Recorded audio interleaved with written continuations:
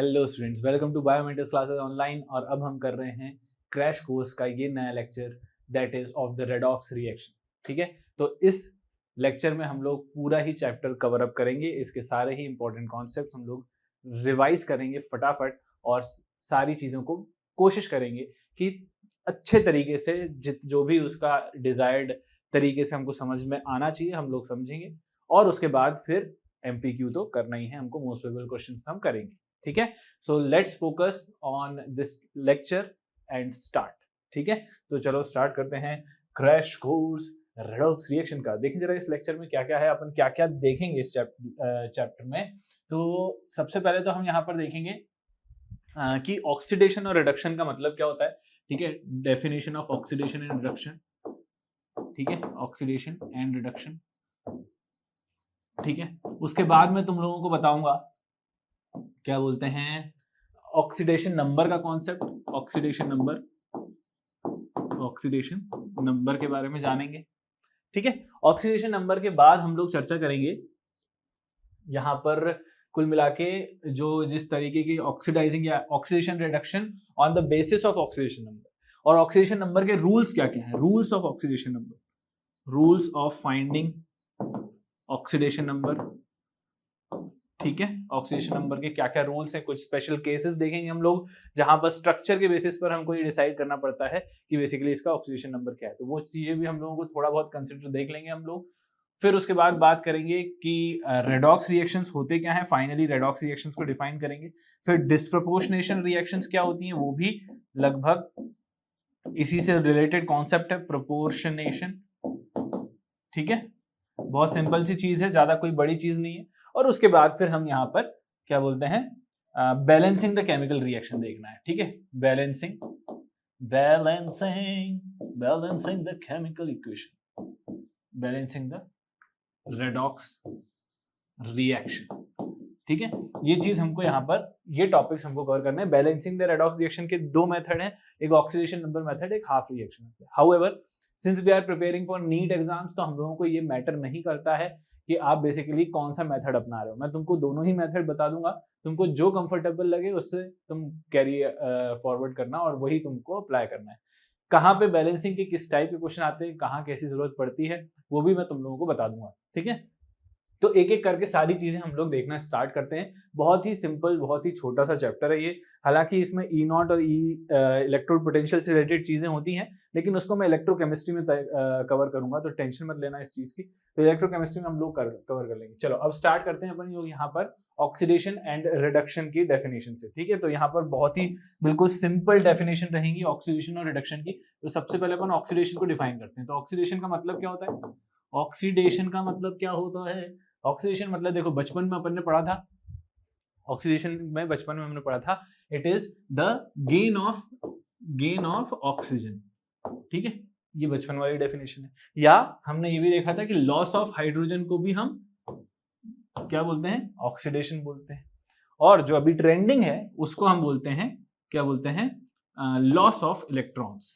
Loss of electrons, तो electrons के terms में हम लोगों को सारी चीजें देखनी है। तो ऑक्सीडेशन हम इन तीन तरीकों से यहाँ पर डिफाइन कर सकते हैं।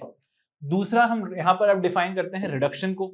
तो रिडक्शन को किस तरीकों से हो सकता है, बिल्कुल इसी का उल्टा रिडक्शन, कि जैसे अगर गेन ऑफ ऑक्सीजन ऑक्सीडेशन होता है तो लॉस ऑफ ऑक्सीजन रिडक्शन होता है। ठीक है, या हम कहें लॉस ऑफ हाइड्रोजन अगर ऑक्सीडेशन होता है तो गेन ऑफ हाइड्रोजन क्या होता है, रिडक्शन। और लॉस ऑफ इलेक्ट्रॉन अगर ऑक्सीडेशन होता है तो गेन ऑफ इलेक्ट्रॉन्स जो होता है वो रिडक्शन होता है। तो ध्यान रखना कि यहां पर लॉस ऑफ इलेक्ट्रॉन्स मतलब oxidation and gain of electron मतलब कि रिडक्शन। ठीक है, तो ये बातें अपन को ध्यान रखनी है ऑक्सीडेशन। हालांकि जब हम यहाँ पर अब चर्चा करेंगे, बेसिकली मेजर जो हमको रेडॉक्स रिएक्शन में चीजें सीखनी होती हैं वो ये सीखना होता है ऑक्सीडेशन नंबर का कॉन्सेप्ट, और उस ऑक्सीडेशन नंबर के अकॉर्डिंग हमको डिफाइन करना है ऑक्सीडेशन एंड रिडक्शन को।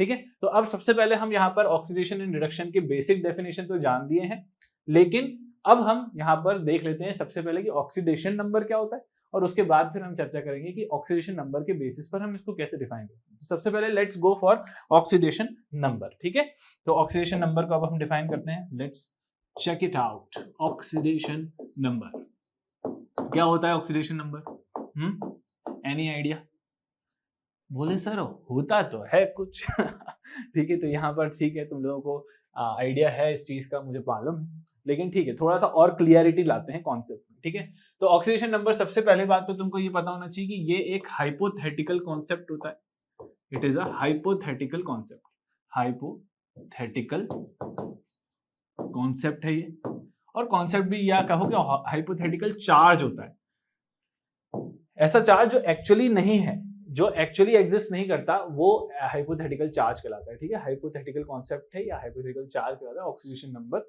ठीक है, अब ये क्या होता है और किसके बेसिस पर हम देखते हैं, तो इसका जो मेन कॉन्सेप्ट होता है वो कॉन्सेप्ट है, इसके पीछे जो राज है वो राज है डिफरेंस इन इलेक्ट्रोनेगेटिविटी का। किसका? डिफरेंस इन इलेक्ट्रोनेगेटिविटी का, डिफरेंस इन इलेक्ट्रोनेगेटिविटी का यहाँ पर कॉन्सेप्ट रहता है। ठीक है, तो अब देखो कैसे ऑक्सीडेशन नंबर हमको किस तरीके से निकालना है और क्या होता है डिफरेंस इन इलेक्ट्रोनेगेटिविटी से। तो हाइपोथेटिकल चार्ज है, हाइपोथेटिकल चार्ज मतलब ये एक्चुअल चार्ज नहीं होता। एक्चुअल चार्ज नहीं होना मतलब कि ऐसा समझो कि जो है नहीं, हम बस अज्यूम कर रहे हैं कि अगर ऐसा होता तो क्या होता। अब वो जैसा कि मैंने बताया कि डिफरेंस इन इलेक्ट्रोनेगेटिविटी पर डिपेंड करता है, इसका मतलब हम ये अज्यूम करेंगे कि जो ज्यादा इलेक्ट्रोनेगेटिव, अगर कोई भी कोवेलेंट बॉन्ड फॉर्म करके बैठा है, समझो इस चीज को, कोवेलेंट कंपाउंड्स की बात है ना। वैसे तो आयनिक बॉन्ड में हमें पता है जो चार्ज होता है वही उसका ऑक्सीडेशन नंबर होता है, आयनिक कंपाउंड्स में तो वो हो जाएगा। लेकिन जब कोऑर्डिनेशन कंपाउंड्स की बात आती है तो नॉट कोऑर्डिनेशन कंपाउंड्स, जो कोवेलेंट कंपाउंड्स की बात आती है, तो कोवेलेंट कंपाउंड्स में हम ये देखते हैं कि जो ज्यादा इलेक्ट्रोनेगेटिव होगा वो अपने पास इलेक्ट्रॉन डेंसिटी खींच के बैठेगा, यानी कि उसके पर इन जनरल जब पोलैरिटी क्रिएट होती है तो पार्शियल नेगेटिव चार्ज आता है, और जो अपनी इलेक्ट्रॉन डेंसिटी छोड़ देता है या थोड़ी सी ढीली कर देता है, जो इलेक्ट्रॉन डेफिशिएंट बन जाता है हल्का सा, उसके ऊपर पार्शियल पॉजिटिव चार्ज आता है। तो हम ये अज्यूम करते हैं कि यही पार्शियल नेगेटिव या पार्शियल पॉजिटिव जो एक्चुअली चार्ज आ रहा है, ये टूटने के बाद जब हम ऐसा अज्यूम करें कि अगर मान लो ये बॉन्ड टूट गया, तो अब इसके ऊपर कौन सा चार्ज आएगा? सीधी सी बात है, फिर नेगेटिव चार्ज आएगा। और किसके ऊपर? जो ज्यादा इलेक्ट्रोनेगेटिव होगा उसके ऊपर नेगेटिव आ जाएगा, जो कम इलेक्ट्रोनेगेटिव होगा उसके ऊपर पॉजिटिव आ जाएगा। तो यहाँ पर यही होता है, और वही चार्ज जो है नहीं एक्चुअली, जो हाइपोथेटिकल कंसेप्ट है, जो एक्चुअली एग्जिस्ट नहीं करता है, लेकिन फिर भी हम ये मानते हैं कि अगर ये अलग हो जाए, अगर सेपरेशन ऑफ चार्ज होगा तो कैसे होगा, तो वो किस पर डिपेंड करेगा? डिफरेंस इन इलेक्ट्रोनेगेटिविटी पर। जैसे एग्जांपल के तौर पर अपन ऐसे सीखते हैं कि भाई जैसे ऑक्सीजन वाटर है ना, H2O का कंसेप्ट। अब H2O से समझते हैं, तो H2O में यहाँ पर तुम ऐसा समझो कि यहाँ पर ये हाइड्रोजन है, ये ऑक्सीजन, ये कोवेलेंट बॉन्ड फॉर्म किए हुए हैं। तो अगर मैं केवल इस बॉन्ड की बात करूं, इस बॉन्ड की, तो इसमें मुझे बताओ कि दोनों में से कौन ज्यादा इलेक्ट्रोनेगेटिव है? ऑक्सीजन। ऑक्सीजन ज्यादा इलेक्ट्रोनेगेटिव है, सीधी सी बात है, हाइड्रोजन के मुकाबले, ये तो अपन को पता है। अगर ऑक्सीजन ज्यादा इलेक्ट्रोनेगेटिव है तो हम कहेंगे कि इसके ऊपर जो ऑक्सीडेशन नंबर आएगा वो -1 का आएगा। कितना आएगा? -1 का। और हाइड्रोजन के ऊपर कौन सा आएगा? +1 का। हाइड्रोजन के ऊपर आएगा +1 का, ऑक्सीजन के ऊपर आएगा -1 का। ठीक है, तो इस बॉन्ड में ऑक्सीजन ज्यादा इलेक्ट्रोनेगेटिव होने की वजह से -1 एक्वायर करेगा और यहां पर +1। क्या यहां पर एक्चुअली -1 चार्ज है? ना, नहीं, ऐसा नहीं है, उसके ऊपर एक्चुअली -1 चार्ज नहीं है। तो इसलिए हम बोलते हैं this is not the actual charge, this is an hypothetical charge. ठीक है, तो ये चीज है, तो ये ऑक्सीडेशन नंबर इसका। अब अगर मैं इस बॉन्ड की बात करूं, तो इस बॉन्ड की बात करें, इस ऑक्सीजन हाइड्रोजन की, तो भी हमको पता है कि ऑक्सीजन ज्यादा इलेक्ट्रोनेगेटिव है, तो इसके ऊपर कौन सा चार्ज आएगा? -1 का। इसके ऊपर कौन सा आएगा? +1 का। करेक्ट है, +1 का। तो इन दोनों ही केस में हम यहां पर ये पा रहे हैं कि ऑक्सीजन ज्यादा इलेक्ट्रोनेगेटिव था, तो दोनों ही बॉन्ड के साथ उसने -1 एक्वायर किया। अब जब मैं बोलूंगा कि भाई इसके पास टोटल कितना हाइपोथेटिकल चार्ज क्रिएट हुआ है इस पूरे मॉलिक्यूल में ऑक्सीजन के ऊपर, ये -1 यानी कि -2 का। ठीक है, -2 का। और हाइड्रोजन, इस हाइड्रोजन के पास भी +1 है, इस हाइड्रोजन के पास भी, दोनों के पास अपने अपने पास +1 का है। तो हम यहाँ कह सकते हैं कि इस वजह से ऑक्सीजन के ऊपर कौन सा ऑक्सीडेशन नंबर आएगा? -2, और हाइड्रोजन के ऊपर कौन सा आया? +1 का। किसका आया? +1 का। ठीक है, तो इस तरीके से हमको यहाँ पर देखना है ऑक्सीडेशन नंबर मतलब it is a hypothetical concept and hypothetical charge which depends on the difference in the electronegativity. ठीक है, इलेक्ट्रोनेगेटिविटी के ऊपर डिपेंड करता है। ठीक है, H, अगर ये चीज तुमको समझ में आ गई है तो अपना काम आसान हो जाएगा। ठीक है, बहुत सारी चीजें, यही बेसिक था कि जो ज्यादा इलेक्ट्रोनेगेटिव होगा उसके ऊपर -1 का चार्ज आएगा, जो कम होगा उसके ऊपर +1। अगर मान लो कोई डबल बॉन्ड होता, ठीक है, जैसे कि मैंने कहा कि C डबल बॉन्ड O है ना, और डबल बॉन्ड O, ऐसा कुछ। तो अब इसमें हम यहाँ पर ये पाएंगे कि भाई यहाँ पर ऑक्सीजन जो है, अब देखो यहाँ पर ज्यादा इलेक्ट्रोनेगेटिव है कार्बन और ऑक्सीजन में, ऑक्सीजन ज्यादा इलेक्ट्रोनेगेटिव, लेकिन यहाँ पर 2 बॉन्ड बने हुए हैं, तो दोनों बॉन्ड से वो एक एक खींचेगा, तो इसके ऊपर -2 आएगा और इसके ऊपर +2 आएगा, ठीक है। वहीं इस ऑक्सीजन से हिसाब से देखे जाए तो यहाँ पर -2 आएगा और यहाँ पर +2 आएगा, तो टोटल कार्बन के ऊपर कितना आ गया, यहाँ पर +4 का आ गया, करेक्ट है, +4 का आ गया। और ऑक्सीजन के पास, इस ऑक्सीजन के पास कितना था, -2, इस ऑक्सीजन के पास भी -2। तो इस तरीके से हमको यहाँ पर देखना है कि बेसिकली कैसे हमको देखना है। तो व्हाट इज मोर इलेक्ट्रोनेगेटिव, तुमको इसका आइडिया होना चाहिए।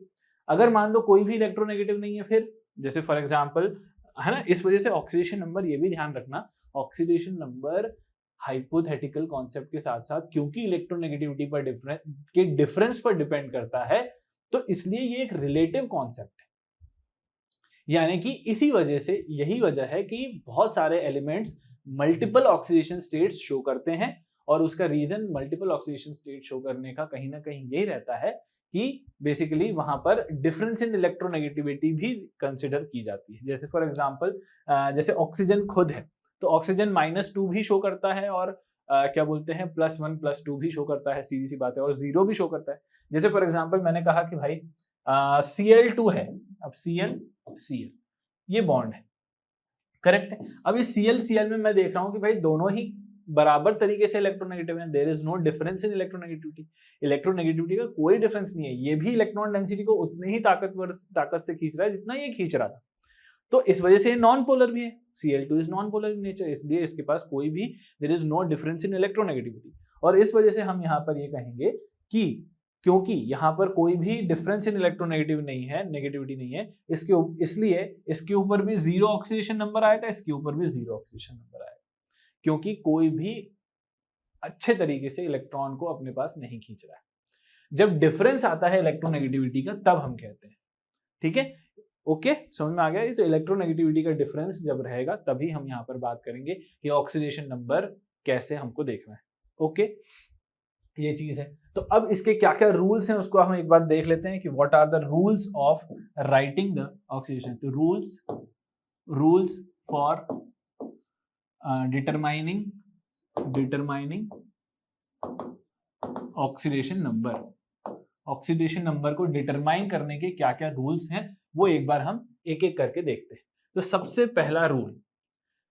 पहला रूल ये है कि किसी भी एलिमेंट का, any element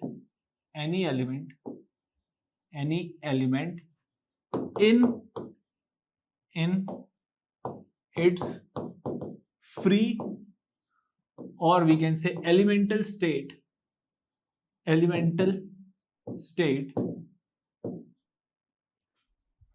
any element in its free or elemental state show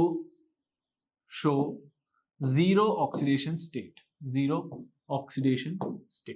ठीक है। तो उसका जो ऑक्सीडेशन स्टेट उसमें होती है वो 0 की होती है, और वो सीधी सी बात है। जैसे अभी मैंने Cl2 का एग्जांपल लिया, तो Cl, अब Cl2 है ना, तो Cl2 इस तरीके से एग्जिस्ट करता है। Since there is no difference in electronegativity, इस वजह से इसमें ऑक्सीडेशन नंबर कितना होगा, oxidation number of Cl here is 0, ठीक है, क्योंकि एक तो वो है। अब जैसे ही ऐसे on the similar note, very similar, O2 हो गया, H2 हो गया, ठीक है, कार्बन अपना एलिमेंटल स्टेट में है, या कोई भी मेटल या सोडियम है या गोल्ड है ना, जब भी कोई भी अपनी एलिमेंटल स्टेट में अगर है, फ्री स्टेट में है, ठीक है, किसी और से कनेक्शन नहीं है उसका, तो वहां पर उसका 0 ऑक्सीडेशन नंबर होता है, because there is no difference in electronegativity, ठीक है। तो ये चीज समझ में आ गई। तो any element in its free or elemental state show 0 oxidation state, ठीक है, एलिमेंटल स्टेट शो 0 ऑक्सीडेशन। तो ये पहला रूल हो गया, समझ में आ गया, क्लियर है कैसे करना है, कैसे सोचना, क्यों हुआ होगा ये, ठीक है, ओके। सेकंड बात करते हैं हम यहाँ पर अल्कली मेटल्स या अल्कलाइन अर्थ मेटल्स की। तो alkali metals always show +1 oxidation state, हमेशा +1 ऑक्सीडेशन स्टेट होगा, चाहे वो लिथियम, सोडियम, मैग्नीशियम है ना, लिथियम, सोडियम, कौन कौन से होते हैं अल्कली मेटल्स, लीना की रब से फरियाद, लिथियम, सोडियम, पोटेशियम, है ना, उसके बाद रुबिडियम, सीजियम, ये सारे, है ना, और फ्रेंशियम। तो ये सारे अल्कली मेटल्स की यहाँ पर +1 होती है। क्यों होती होगी? क्योंकि ये सीधी सी बात है, ये हमेशा इलेक्ट्रॉन्स को देने में बिलीव करते हैं रेदर देन लेने की। तो इस वजह से जब ये इलेक्ट्रॉन ले नहीं सकते, यानी कि हमेशा ही इलेक्ट्रोपॉजिटिव होंगे, they are very electropositive in nature. जैसे कि इलेक्ट्रोनेगेटिविटी होता है एक कंसेप्ट, तो इलेक्ट्रोनेगेटिविटी के हिसाब से हम तय करेंगे कि भाई कौन ज्यादा खींचेगा, लेकिन ये तो हमेशा ही देने वाले लोग, तो इस वजह से यहाँ पर हमेशा ही ये +1 ऑक्सीडेशन स्टेट शो करेंगे। ठीक है, ओके। तो alkali metals always show +1 oxidation state. And on the very similar note, alkaline earth metals यानी कि ग्रुप 2 के एलिमेंट्स जो हैं वो +2 ऑक्सीडेशन नंबर शो करते हैं, +2 ऑक्सीडेशन नंबर शो करते हैं। तो alkali metals +1 and alkaline earth metals show +2 oxidation state. ठीक है, ये दूसरा रूल हुआ। तीसरा रूल ऑक्सीजन का है, third rule is of oxygen. तो थर्ड रूल अगर मैं ऑक्सीजन की बात करता हूं यहां पर, rule number 3 of oxygen, oxygen जो है वो अब खुद है, उसकी बहुत सारी ऑक्सीडेशन स्टेट है, जैसे कि उसकी जो मोस्ट जनरल, ठीक है, जनरल ऑक्सीडेशन स्टेट जो होती है -2 की। जनरली वो ज्यादातर जो भी कंपाउंड्स फॉर्म करता है उसमें मोस्ट ऑफ द कंपाउंड्स में वो -2 ऑक्सीडेशन स्टेट शो करता है इन जनरल। कब? In general. ठीक है, दूसरा -1 भी शो करता है। -1 शो करता है वो पेरोक्साइड्स के साथ,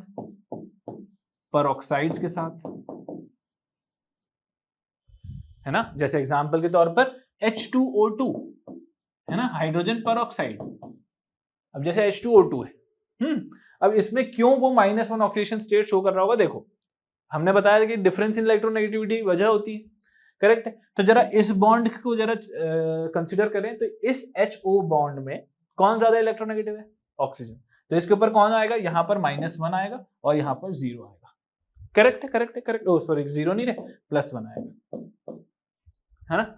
और on the very similar note, यहां पर जो OH बॉन्ड है, इस OH बॉन्ड में भी ये ऑक्सीजन जो है ज्यादा इलेक्ट्रोनेगेटिव है, तो यहां पर ये -1 आया और इसके ऊपर यहां पे +1 आया।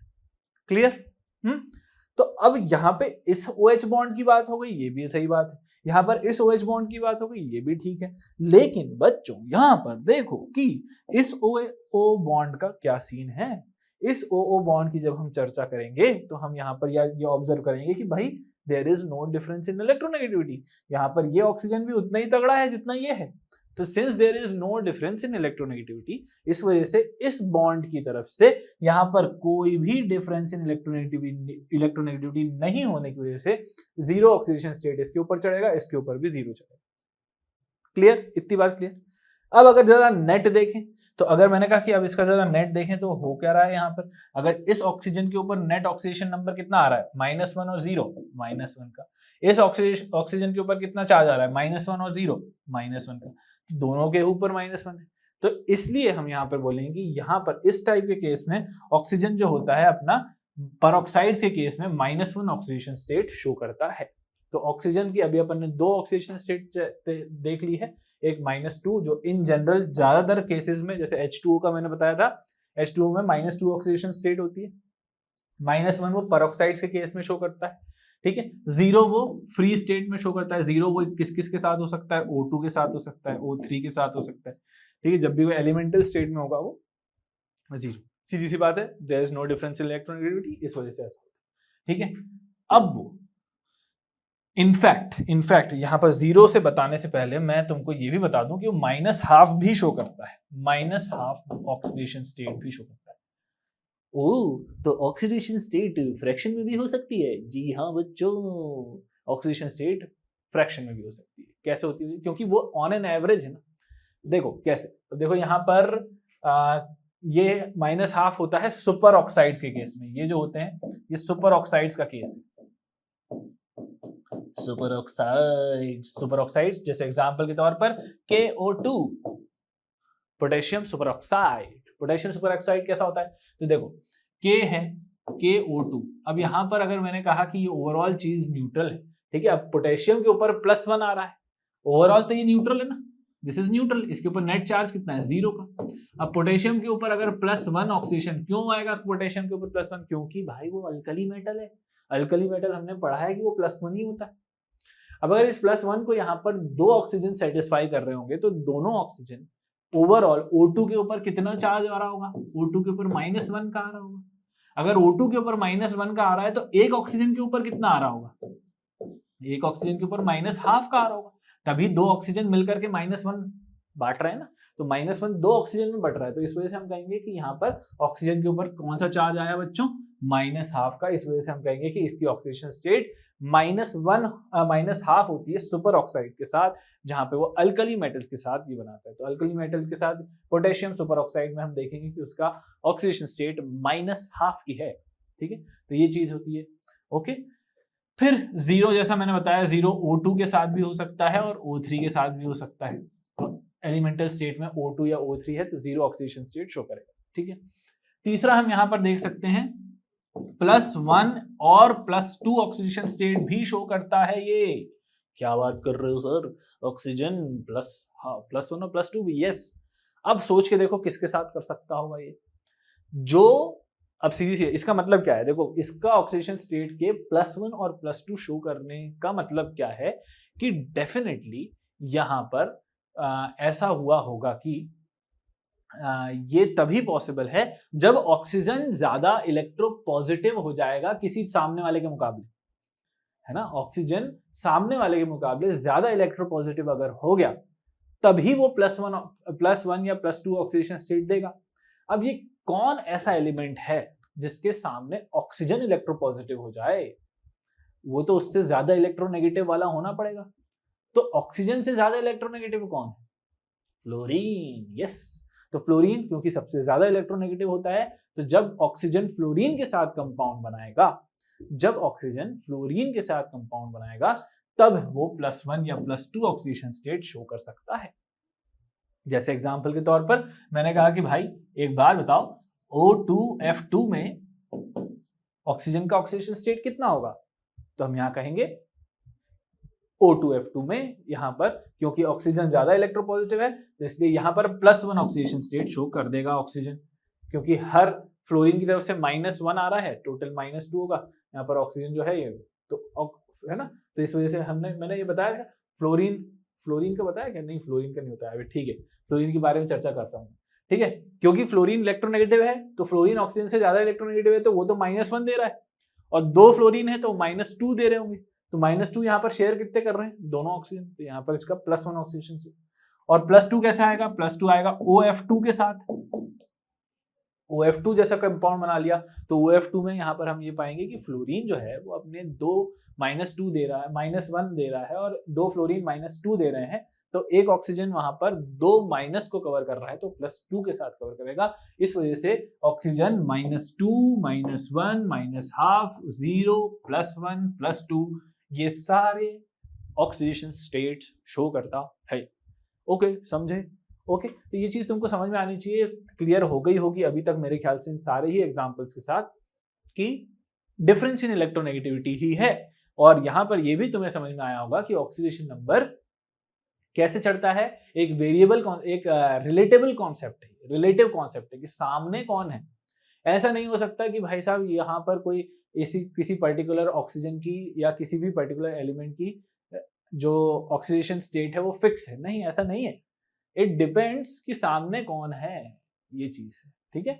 वही एलिमेंट इलेक्ट्रोपॉजिटिव भी हो सकता है, पॉजिटिव ऑक्सीडेशन स्टेट भी शो कर सकता है, जैसे मैंने ऑक्सीजन के केस में बताया, और वही एलिमेंट नेगेटिव ऑक्सीडेशन स्टेट भी शो करता है on the basis of what is the difference in electronegativity, कौन ज्यादा इलेक्ट्रोनेगेटिव है।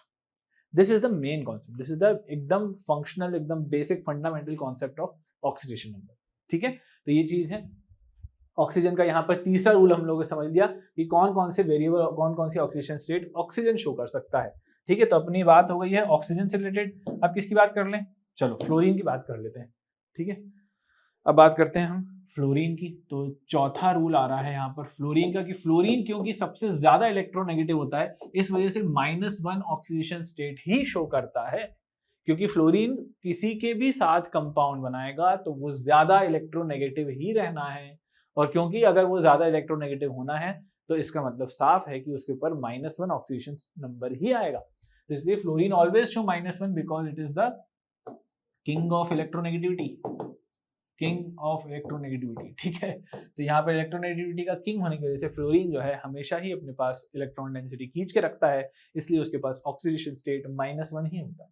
until and unless वो फ्लोरीन अपने ही आप के साथ कंपाउंड बना है, पता चला F2 के साथ, मतलब फ्लोरीन अपने ही साथ बना रहा है अगर कंपाउंड, यानी एलिमेंटल स्टेट में है, और अगर एलिमेंटल स्टेट में है तो सीधी सी बात है ना भैया कि there is no difference in electronegativity. If there is no difference in electronegativity, तो there is no oxidation number. इस वजह से फ्लोरीन के केस में क्योंकि एलिमेंटल स्टेट है तो यहाँ पर तो जीरो रहेगा ना रे, जीरो रहेगा।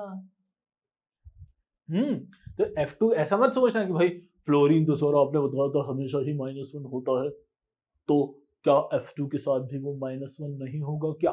नहीं होगा, क्योंकि भाई there is no difference in electronegativity. जितना ये फ्लोरीन और फ्लोरीन के बीच में जितना ये ज्यादा पावरफुल है उतना ही ये पावरफुल है, दोनों ही बराबर है। ऐसा कोई नहीं है कि यहाँ पर बराबर मतलब इलेक्ट्रॉन डेंसिटी कोई ज्यादा खींच के बैठा हुआ, नहीं। तो इस वजह से यहाँ पर हम कहेंगे कि there is no difference in electronegativity it will be 0, और ये होना ही है ना, क्योंकि एलिमेंटल स्टेट में हमने रूल क्या बोला था, कोई भी चीज है, फर्स्ट रूल ही ये है कि any element in its free or elemental state है ना, तो यहाँ पर इसमें F2 भी डाल दो, ठीक है। तो यहाँ पर रूल ये जरूर कहता है कि फ्लोरीन जो है बहुत ज्यादा इलेक्ट्रोनेगेटिव होता है, इसलिए वो हमेशा ही -1 ऑक्सीडेशन स्टेट शो करता है। तुमने पढ़ा होगा, तुम जानते भी हो, लेकिन F2 के साथ मत कंफ्यूज हो जाना, ठीक है। ओके, छोटी सी बात थी लेकिन मैंने कहा कवर कर देते हैं भाई, हो जा सकता है तुम्हें कंफ्यूजन हो जाए। चलो फिफ्थ हम चर्चा करते हैं हाइड्रोजन के बारे में। हाइड्रोजन जो है वो in general +1 oxidation state show करता है, इन जनरल मतलब ज्यादातर केस में, लेकिन कुछ केस में वो -1 ऑक्सीडेशन स्टेट भी शो करता है। -1 के वो होगा हाइड्राइड्स जब बनाएगा, और हाइड्राइड्स वो किसके साथ बनाता है? अल्कली मेटल्स के साथ या अल्कलाइन अर्थ मेटल्स के साथ। जैसे एग्जांपल के तौर पर NaH बनाया। अब हमने पढ़ा है कि भाई sodium being the alkali metal वो हमेशा ही ज्यादा इलेक्ट्रोपॉजिटिव होगा। अब क्योंकि सोडियम NaH में सोडियम ज्यादा इलेक्ट्रोपॉजिटिव है तो उसके ऊपर तो हमेशा ही +1 ऑक्सीडेशन स्टेट आनी है, और हाइड्रोजन के ऊपर सीधी सी बात है उसको कंपनसेट करने के लिए, न्यूट्रलाइज करने के लिए -1 लाना पड़ेगा। तो इस वजह से हाइड्राइड्स के केस में यहाँ पर हम ये देखते हैं कि हाइड्रोजन का ऑक्सीडेशन स्टेट -1 का होता है, ठीक है। तो इन जनरल +1 होता है हाइड्रोजन का, लेकिन हाइड्राइड्स के साथ जब हाइड्राइड्स फॉर्म करता है, यानी कि जब वो अल्कली मेटल से अल्कलाइन अर्थ मेटल्स के साथ कंबाइन होता है, तो वो -1 ऑक्सीडेशन स्टेट शो करता है, ठीक है। ओके, ये चीज हो गई। अब बात करते हैं हम यहाँ पर सिक्स्थ रूल नंबर 6 की। तो बच्चों रूल नंबर 6 आ रहा है तुम्हारे सामने। रूल नंबर 6 ये कहता है कि हमेशा बच्चों जो क्या बोलते हैं मैक्सिमम ऑक्सीडेशन नंबर होता है, मैक्सिमम ऑक्सीडेशन नंबर, वो हमेशा ध्यान रखना कि that is always maximum oxidation number 8 होता है। 8 से ज्यादा ऑक्सीडेशन नंबर नहीं हो सकता किसी का। बहुत ही रेयर होते हैं जो 8 शो करते हैं, बहुत ही रेयर होते हैं जो 8 शो करते हैं, 1-2 इक्के दुक्के होते हैं जो 8वां +8 ऑक्सीडेशन नंबर शो करते हैं।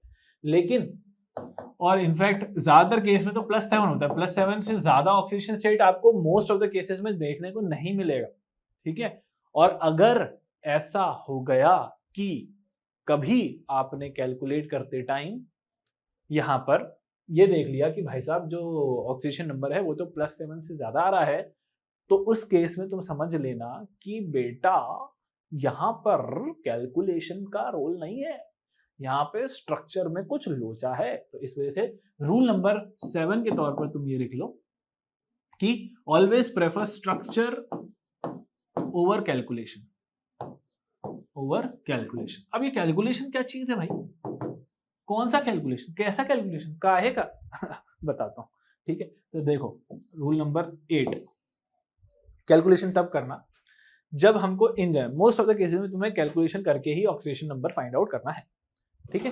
तो जैसे एग्जाम्पल के तौर पर यहाँ पर अच्छा क्या कैलकुलेशन क्या करना पड़ेगा तुमको, देखना पड़ेगा कि समेशन ऑफ, ये समेशन का साइन है, डर मत जाना रे, समेशन ऑफ ऑक्सीडेशन नंबर, सारे ही ऑक्सीडेशन नंबर जितने भी किसी भी कंपाउंड में जितने भी एलिमेंट्स हैं सबका इंडिविजुअल ऑक्सीडेशन नंबर निकाल लो, और अगर वो उन सबका जो सम आता है वो हमेशा उसके ऊपर लगे हुए नेट चार्ज के बराबर होता है, चार्ज के बराबर होगा।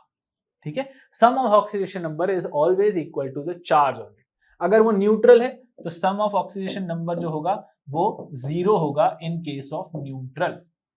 अगर कोई कंपाउंड न्यूट्रल कंपाउंड है, ठीक है, तो उसके ऊपर जो सम ऑफ ऑक्सीडेशन नंबर होगा वो 0 का होगा। ठीक है, और जो चार्ज इन जनरल वैसे देखा जाए, अगर कोई कंपाउंड है, कोई आयन दिया गया है, कोई पॉलीएटॉमिक आयन दिया गया है, तो उसके ऊपर जो भी नेट चार्ज एक्वायर्ड है वही उसके ऑक्सीडेशन नंबर के सम के बराबर होगा। ठीक है, तो summation of oxidation number is equal to charge, ये तुमको ध्यान रखना है। Sum of all the oxidation number of all the elements in a compound is equal to the charge. अगर न्यूट्रल है तो चार्ज कितना है? 0, तो इस वजह से न्यूट्रल के केस में सम ऑफ ऑक्सीडेशन नंबर इज 0। ठीक है, जैसे एग्जांपल के तौर पर मैं तुमको अब यहाँ पर देखो, ये सारे पॉइंट्स को ना एक एक करके अपन समझते हैं। जैसे एग्जांपल के तौर पर मैंने कहा कि H2SO4, ठीक है, H2SO4।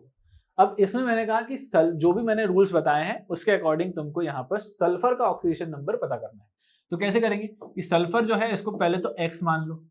ठीक है, ओवरऑल ये कैसी चीज है? ये एक न्यूट्रल स्पीशी है, मतलब इसके ऊपर, इस पूरी स्पीशी के ऊपर कोई भी चार्ज नहीं लगा हुआ है। ठीक है, तो जब इसके ऊपर कोई भी चार्ज नहीं लगे हुआ है तो यहाँ पर ये हो गया X।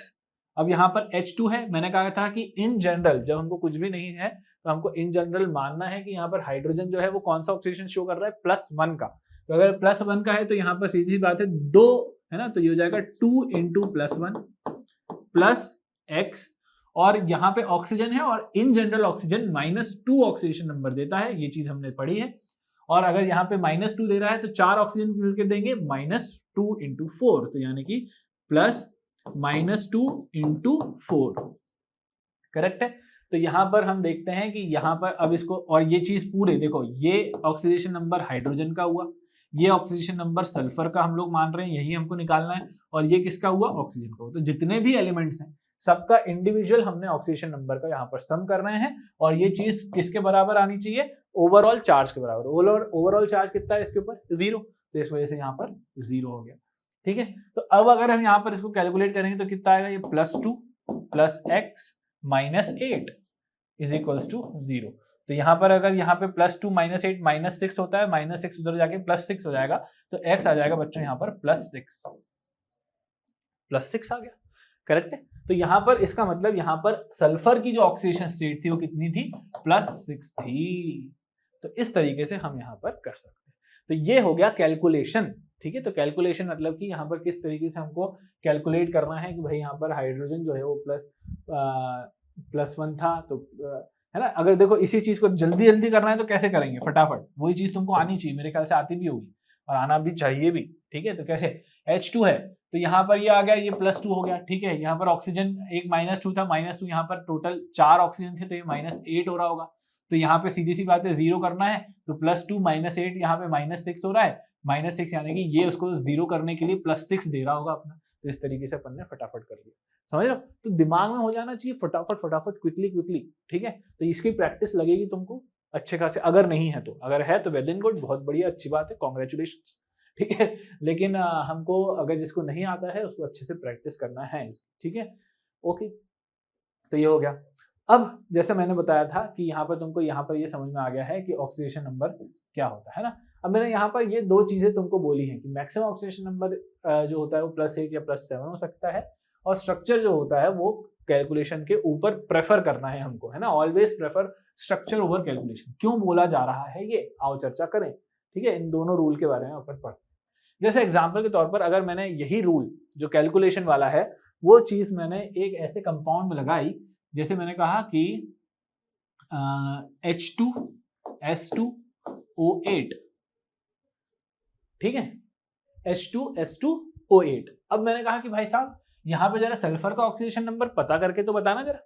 तो हम ये पता करेंगे कि भाई साहब यहाँ पर तो आ रहा है +2 का ऑक्सीजन हाइड्रोजन से, यहाँ ऑक्सीजन 8 है, तो यानी कि एक ऑक्सीजन से अगर -2 आ रहा है तो 8 ऑक्सीजन से -16 आ रहा होगा, है ना। और यहाँ पर क्या है? ये 2 है, अगर मैं इसको x मान लूं तो ये +2x होगा। ठीक है, इज इक्वल टू 0 होना चाहिए। ठीक है, तो इस हिसाब से अगर हम देखते हैं तो यहाँ पे 2x इज इक्वल्स टू यहाँ पर -14, यहाँ पे +14 आ रहा है, और यहाँ पर x की वैल्यू क्या आ रही है, +7 आ रही है। x की वैल्यू कितनी आ गई, +7 आ गई, है ना। अब तुम सोच रहे होगे कि यहाँ पर +7 आ गई है तो यही होगा आंसर, लेकिन बच्चे तुम हो जाओगे गलत, गलत हो जाओगे, गलत। कैसे कैसे कैसे गलत हो जाएंगे, क्योंकि बच्चे यहाँ पर सल्फर को अगर देखें तो तुम्हें थोड़ा सा इसके लिए प्रायर नॉलेज होना चाहिए बॉन्डिंग का, ठीक है, कि सल्फर के पास अगर देखा जाए तो ऑक्सीजन के नीचे आता है सल्फर, है ना। ऑक्सीजन के नीचे अगर सल्फर आता है तो उसके पास वैलेंस शेल में कितने इलेक्ट्रॉन्स है, वैलेंस शेल में 6 इलेक्ट्रॉन है।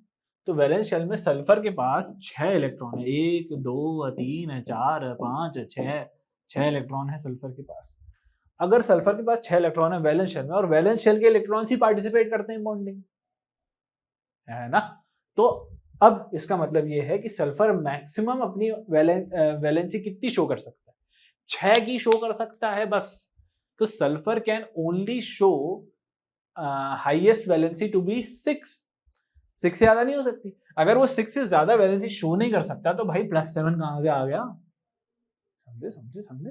इसका मतलब कुछ तो गड़बड़ है दया, देयर इज समथिंग रॉन्ग। कैसे पता करेंगे, तो यहाँ पर देखो क्या करेंगे। अब इसके लिए हमको यहाँ पर इसका मतलब क्या है कि इसका मतलब कैलकुलेशन यहाँ पर हो गया है फेल। तो हमको पता होना चाहिए इसका स्ट्रक्चर, स्ट्रक्चर पता होना चाहिए, ठीक है। स्ट्रक्चर पता होगा तो कैसे करेंगे, तो ये है परऑक्सो डाइसल्फ्यूरिक एसिड। अब परऑक्सो डाइसल्फ्यूरिक एसिड यहाँ पे देखो क्या होता है, देखो इसका कंपाउंड कैसा बन रहा है, sulphur S double bond O, यहाँ पर OH double bond O, OH O S double bond O double bond O OH, ठीक है। ये तुमने पी ब्लॉक में पढ़ा होगा, कितने ऑक्सीजन हो गए, 1 2 3 4 5 6 7 8 ऑक्सीजन हो गए, जी हाँ। 2 सल्फर हो गए, जी हाँ। 2 हाइड्रोजन हो गए। तो बच्चों ये है परऑक्सो डाइसल्फ्यूरिक एसिड का स्ट्रक्चर। अगर यह है परऑक्सो डाइसल्फ्यूरिक एसिड का स्ट्रक्चर, तो इसका हमारे इससे क्या लेना, देख भाई बता रहा हूं कि जैसे अब यहाँ पर सीखो कि यहाँ पर अब जैसे ये +7 है, x इक्वल टू +7 आया है, तो यानी कि ये रॉन्ग है। और रॉन्ग क्यों है, क्योंकि मैक्सिमम सल्फर की वैलेंसी 6 की हो सकती है। इस वजह से हमने ये कंक्लूड किया है कि +7 ऑक्सीडेशन स्टेट नहीं हो सकता है, इसलिए यहाँ पर कैलकुलेशन हो चुका है fail. That means we have to prefer structure, and for that we should know the structure. तो H2SO8 का स्ट्रक्चर तुमको पता होना चाहिए। बोलो सर स्ट्रक्चर कैसे याद करें, करना पड़ेगा प्रैक्टिस से। ये चीज पी ब्लॉक में आएगी, पी ब्लॉक में तुम लोगों ने पढ़ी होगी, 12th क्लास की पी ब्लॉक में आता है, ठीक है। तो चलो अब यहाँ पर हम चर्चा करते हैं यहाँ पर H2SO8। अब देखते हैं कि यहाँ पर सल्फर पर क्या ऑक्सीडेशन नंबर आ रहा है। Let's check it out. Structure से सर, स्ट्रक्चर से कैलकुलेशन का क्या लेना देना, मतलब कैलकुलेशन अगर नहीं करेंगे तो स्ट्रक्चर से क्या सही आ जाएगा। यस कैसे आएगा देखो, क्योंकि कहीं ना कहीं हमें पता है कि हमने यहाँ पर जो जनरल लिया है वो क्या लिया है, हमने तो भाई साहब यहाँ पे ऑक्सीजन का -2 ले लिया था, है ना। इसका मतलब ऑक्सीजन का -2 लेके तो ये -16 हुआ, यहाँ पर इसका +2 ले लिया था। तो ये तो हमने एक जनरल अजम्पशन के तौर पर उसको ऑलरेडी मान लिया था कि यहाँ पर सारे ऑक्सीजन -2 ऑक्सीजन स्टेट के होंगे। लेकिन बंधु ऐसा जरूरी थोड़ी ना है ना। तो ऐसा क्यों, अब जैसे ही कैलकुलेशन फेल हो जाए मतलब समझ जाना कि देयर इज समथिंग एल्स जो जनरल ट्रेंड को फॉलो नहीं कर रहा है। और इस वजह से हम जब स्ट्रक्चर ड्रॉ करेंगे तब हमको पता चलेगा कि असलियत क्या है भाई। तो देखो क्या होगा, ये है, अब ये मैंने स्ट्रक्चर ड्रॉ कर दिया, तो अब यहाँ पे स्ट्रक्चर से मुझे क्या पता चलेगा भाई, ऐसा क्या पता चल जाएगा, देख वही जा डिफरेंस इन इलेक्ट्रोनेगेटिविटी पर, वहीं जाएंगे अपन डिफरेंस इन इलेक्ट्रोनेगेटिविटी पर, हर बॉन्ड का इंडिविजुअल बॉन्ड का देखेंगे, ठीक है। चले चर्चा करें, ओके। तो चलो बताओ, यहाँ पे सल्फर है, अब ये सल्फर का देखना है, तो यहाँ पर 2 बॉन्ड बना रहा है, कितने बॉन्ड बना रहा है, 2 बॉन्ड, करेक्ट है। तो इस और ऑक्सीजन के साथ, ऑक्सीजन और सल्फर में कौन ज्यादा इलेक्ट्रोनेगेटिव, ऑक्सीजन। तो ऑक्सीजन अगर ज्यादा इलेक्ट्रोनेगेटिव तो हो जाएगा -1, और 2 आ रहे हैं तो -2 आएगा, -2 आएगा, करेक्ट। तो यहाँ पर हमको -2 ऑक्सीडेशन स्टेट शो कर देखने को मिलेगी ऑक्सीजन के द्वारा, और क्योंकि इसके ऊपर -2 है तो इसके ऊपर कितना आएगा, A+2, इस सल्फर के पास आ गया +2 का, ठीक। इस सल्फर और ऑक्सीजन की अगर बात की जाए, इस सल्फर और ऑक्सीजन की अगर बात की जाए तो ऑक्सीजन जो है वो ज्यादा इलेक्ट्रोनेगेटिव है, तो यहाँ पे ये लेगा -1, और क्योंकि ये इस बॉन्ड के साथ है तो ये लेगा इसके पास +1। ठीक है, तो इस बॉन्ड के हिसाब से ये -1 आया, ये +1 आया।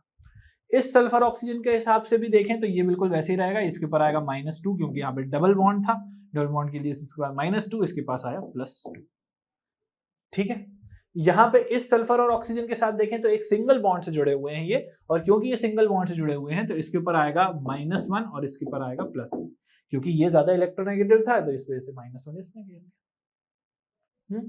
ठीक है, तो अब वैसे ही on the very similar note, जैसा ये है वैसा का वैसा ही तो ये बना हुआ है। इसका मतलब जितना नेट इसके ऊपर आ रहा है इस सल्फर के ऊपर, उतना ही इसके ऊपर आएगा। तो ये कितना आ रहा है, +1 +1 +2 +2 +2 +4 +4 +2 +6। तो यहाँ पर इसके ऊपर कितना आ गया है, +6 का ऑक्सीडेशन नंबर आ गया है, और वही इसका भी होगा क्योंकि बिल्कुल सेम टू सेम। तो इस वजह से सल्फर का ऑक्सीडेशन नंबर कितना आ गया यहाँ पर, +6 का आ गया है। तो जो कि कैलकुलेशंस के हिसाब से क्या आ रहा था, +7 का आ रहा था, लेकिन एक्चुअली क्या था, +6 का था। आई बात समझ? तो खेल कहां हुआ था, खेल यहां हो गया था बच्चे, इधर पे। ठीक है, क्योंकि यहां पर अगर हम देखते हैं ये -1 है और यहां पर ये भी -1 रहेगा, क्योंकि यहां सल्फर लेगा तो सल्फर और ऑक्सीजन में ये -1 जीत जाएगा। ठीक है, लेकिन इन दोनों में कौन जीत रहा है, इन दोनों में तो कोई नहीं जीत रहा। तो इस वजह से ये 0 है, ये 0 है, तो ये जो 2 ऑक्सीजन है ना, ये एक्चुअली -1 ऑक्सीडेशन स्टेट शो कर रहे हैं, जो कि हमने कैलकुलेशन करते टाइम तो उनको -2 अज्यूम कर लिया था, और वहीं खेल हो गया। समझे? तो यहाँ पर ये चीज आ रही है, जो डिफरेंस आ रहा है +7 से +6 जो आया है, वो कहीं ना कहीं इसलिए आया है क्योंकि यहाँ पे परोक्सी लिंकेज है। There is a peroxy linkage in this. यहाँ पे ऑक्सीजन का परोक्सी लिंकेज होने की वजह से -1 था, ये -1 था। इस वजह से यहाँ पर हम जो यहाँ पर कैलकुलेट कर रहे थे, वहां पर हमने हर एक ऑक्सीजन का -2 माना था। इस वजह से यहाँ पर गड़बड़ हो रही थी, लेकिन जब स्ट्रक्चर ड्रॉ किया तब हमको पता चला कि भाई यहाँ तो परोक्सी लिंकेज है, और परोक्सी लिंकेज है तो ऑक्सीजन जो होगा वो -1 में होता है, जो कि अपन ने -2 लेके रखा था, तो इस वजह से हो गया था गलत। आई बस समझ में? तो इस वजह से यहाँ पर हम बोलेंगे कि ये चीज जो है, हमको स्ट्रक्चर को ज्यादा प्रेफरेंस देनी है। ऑलवेज प्रेफर मोर प्रेफरेंस ओवर स्ट्रक्चर ओवर मोर कैलकुलेशन। कैलकुलेशन हमारा काम आसान जरूर कर देते हैं, लेकिन जब कैलकुलेशन कभी कभी गलत हो जाते हैं, और कैसे प्रेडिक्ट करना है कि गलत होगा कि नहीं होगा, वो मैंने तुमको अभी H2SO8 के एग्जांपल समझा दिया कि भाई +7 आ रहा था और +7 नहीं हो सकता सल्फर का। उसका रीजन क्या है, उसका रीजन है उसकी मैक्सिमम वैलेंसी। ठीक है, समझ में आया? तो इसलिए ध्यान रखना कि मैक्सिमम ऑक्सीडेशन नंबर भी, जैसे एग्जांपल के तौर पर एक और एग्जांपल लेते हैं। ठीक है, अब देखो एग्जांपल के तौर पर एक एग्जांपल और समझते हैं, काफी फेमस एग्जांपल है ये CrO5 का। ठीक है, CrO5 आ गया समझ में? मुझे मालूम है आधे लोगों को तो हाँ सर पता है, हमको ज्यादा मत बताओ। हाँ ठीक है, लेकिन मैं तो बताऊंगा। ठीक है, तो CrO5 यहाँ पर है, देखो कैसा। अब CrO5 के हिसाब से अगर कैलकुलेशन किया जाए तो क्रोमियम का अगर मैं X मान लेता हूँ ऑक्सीडेशन स्टेट, ऑक्सीजन का मान लूं मैं -2, तो -2 इंटू -5 कितना हो जाएगा, यहाँ पर -10 हो जाएगा। और ओवरऑल ये चीज न्यूट्रल है तो ये 0 है, इसका मतलब X की वैल्यू आ गई +10। क्या इसका मतलब ये है कि इस क्रोमियम के पास +10 ऑक्सीडेशन नंबर है? लेकिन ऐसा हो सकता है क्या कि किसी के पास 8 या 7 से ज्यादा हो जाए? नहीं हो सकता, नहीं हो सकता, नहीं हो सकता, बिल्कुल नहीं हो सकता। तो इसका मतलब यहाँ पर ये कैलकुलेशन यहाँ पर अगेन फेल हो गया है। इसका मतलब अभी भी हमको स्ट्रक्चर बनाना पड़ेगा, जिसका स्ट्रक्चर देखो कैसा होता है, CrO5 का, क्रोमियम का CrO5।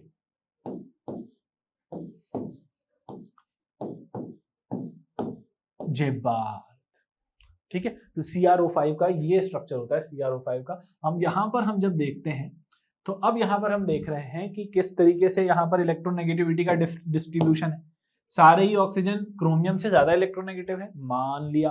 तो अगर यहाँ पर मान लिया है तो यहाँ पर बताओ इसके ऊपर कितना चार्ज आएगा, इस ऑक्सीजन के ऊपर -2 का। अगर यहाँ क्यों, तो डबल बॉन्ड है ना रे, तो यहाँ डबल बॉन्ड है इसलिए यहाँ पर -2, और ये हो जाएगा +2। ये सिंगल बॉन्ड से क्रोमियम और ऑक्सीजन जुड़े हुए तो इसके ऊपर आएगा -1, इसके ऊपर आएगा +1। ये अगेन सिंगल बॉन्ड है तो ये +1, ये होगा -1। ये अगेन सिंगल बॉन्ड है तो ये आएगा -1, ये होगा +1। ये अगेन सिंगल बॉन्ड है तो ये आएगा -1, ये होगा +1। करेक्ट है, ये सारी चीजें हो गई। तो इनमें अगर हम क्रोमियम को अब सम करें तो सम कितना आ रहा है यहाँ पर, 2 3 4 5 6, तो 6 आ रहा है +6। यहाँ पे क्रोमियम का ऑक्सीडेशन स्टेट कितना आया? +6 का। समझे? तो यहाँ पर जो कैलकुलेशन हमको +10 बता रहा था, स्ट्रक्चर जानने पर पता चला कि भाई साहब उसका +6 है। ठीक है, और परऑक्सी लिंकेज कितने हैं? यहाँ पर परऑक्सी लिंकेज यहाँ पर देखो, एक ये लिंक है, एक ये लिंक। तो इसका मतलब अगर मैं इन दोनों बॉन्ड के बीच में इलेक्ट्रोनेगेटिविटी का डिफरेंस पूछने जाऊं तो बोलोगे तुम नहीं, कोई डिफरेंस नहीं। Since there is no difference in electronegativity, इस वजह से यहाँ पर ये -1 है और ये -1 रहेगा। इन दोनों के बीच में कोई कॉन्ट्रीब्यूशन नहीं है तो 0 0 देंगे, और यहाँ पर भी कोई कॉन्ट्रीब्यूशन नहीं है तो 0 0 देंगे। इसलिए इस ऑक्सीजन के पास, इस ऑक्सीजन के पास, इस ऑक्सीजन के पास और इस ऑक्सीजन के पास, चारों ऑक्सीजन के पास ओवरऑल जो ऑक्सीडेशन नंबर है वो -1 का है। केवल एक ही ऑक्सीजन है जो -2 ऑक्सीडेशन स्टेट में है। ठीक है, समझे ये बात? तो इस तरीके से हमको यहाँ पर ये चीज समझ में आनी चाहिए कि यहाँ पर स्ट्रक्चर को हमको ज्यादा प्रेफरेंस देनी है। ठीक है, तो यहाँ पर सारे रूल्स क्लियर हो गए हैं अपन को। ठीक है, तो यहाँ पर अपन एक बार और रूल्स को रिवाइज कर लें जरा। ठीक है, तो सबसे पहला रूल क्या था? Any element in its free or elemental state show 0 oxidation state. ठीक है, जो भी इसमें होता है। सेकेंड रूल था अल्कली मेटल्स जो है उसका +1 होता है और अल्कलाइन अर्थ मेटल्स का +2 होता है। ऑक्सीजन का -2 हो सकता है जनरली, सो पेरोक्साइड्स का -1, पेरोक्साइड्स के केस में -1, सुपर ऑक्साइड्स के केस में -0.5। 0 होता है एलिमेंटल स्टेट में, +1 होता है जब वो फ्लोरीन के साथ कंपाउंड्स बनाता है तो +1 और +2 देता है। ठीक है, तो ये हो गया। उसके बाद फिर फ्लोरीन जो है हमेशा -1 ऑक्सीडेशन स्टेट शो करता है क्योंकि वो इलेक्ट्रोनेगेटिविटी का किंग है। हमेशा ही वो दूसरों के साथ, किसी की दूसरे के साथ कंपाउंड बनाएगा तो डेफिनेटली वही ज्यादा इलेक्ट्रोनेगेटिव होना है और इस वजह से उसका ऊपर -1 ऑक्सीडेशन नंबर आएगा। लेकिन जब खुद के साथ बनाएगा F2 तो वो 0 ऑक्सीडेशन स्टेट रहेगा। Hydrogen in general +1 oxidation state show करता है और हाइड्राइड्स के साथ जब वो रहता है तो -1 ऑक्सीडेशन स्टेट शो करता है जब वो अल्कली मेटल्स के साथ कंपाउंड बनाता है। ठीक है, उसके बाद बात करते हैं हम यहाँ पर मैक्सिमम ऑक्सीडेशन स्टेट जो है वो +8 की रहती है, +8 या +7 की हो सकती है। स्ट्रक्चर को हमको ज्यादा प्रेफरेंस देना है कैलकुलेशन के ऊपर। और ऑक्सीडेशन नंबर का जो सम होता है वो टोटल चार्ज के बराबर होता है और ऑक्सीडेशन नंबर जो है सम जो होता है ऑक्सीडेशन नंबर का वो न्यूट्रल के केस में 0 होता है। ठीक है, तो ये चीज हम लोगों ने अब यहाँ पर जान ली है। ठीक है, ओके, तो ये हो गई बात। अब थोड़ा सा मैं बता देता हूं कि on the basis of this, अब क्योंकि हम ऑक्सीडेशन नंबर सीख गए तो अब मैं तुमको ये बताता हूं कि what is basically oxidation, what is basically reduction. ठीक है, तो oxidation and reduction on the basis of oxidation number. तो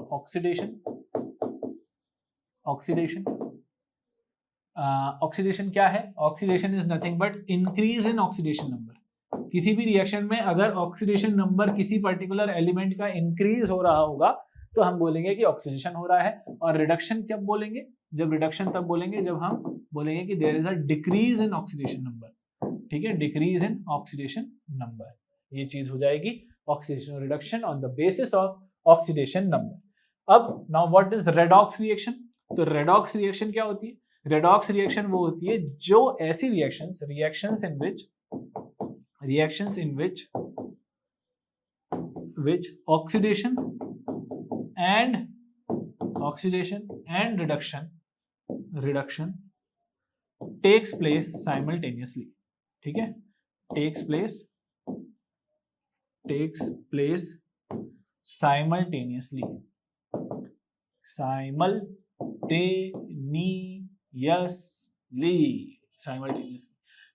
मतलब एक साथ। किसी एक का ऑक्सीडेशन हो रहा होगा, दूसरे का रिडक्शन हो रहा होगा। तो ऑक्सीडेशन रिडक्शन यहाँ पे सीधी सी बात है, लेन देन का खेल है कि अगर एक ऑक्सीडेशन हो रहा होगा एक का, यानी कि एक का लॉस ऑफ इलेक्ट्रॉन हो रहा होगा तो दूसरे का गेन ऑफ इलेक्ट्रॉन हो रहा होगा। ठीक है, तो एक का ऑक्सीडेशन होगा तो दूसरे का रिडक्शन होगा। तो रेडॉक्स रिएक्शंस वो होते हैं जिसमें ऑक्सीडेशन और रिडक्शन दोनों ही साथ में टेक प्लेस करते हैं, उसको हम रेडॉक्स रिएक्शन बोलते हैं। क्लियर ये चर्चा? ठीक है, तो इस तरीके से हमने यहाँ पर ये देख लिया है कि ऑक्सीडेशन क्या होता है, रिडक्शन क्या होता है, रेडॉक्स रिएक्शन क्या होता है। एक आता है स्पेशल चर्चा करते हैं हम यहाँ पर डिस्प्रपोर्शनेशन रिएक्शन। ठीक है, disproportionation reaction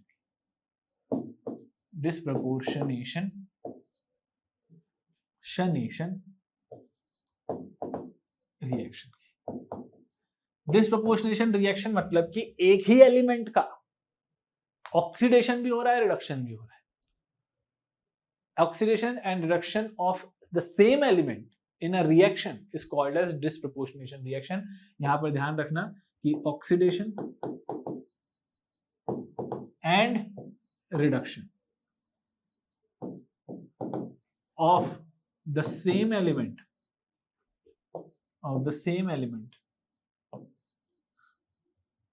in a reaction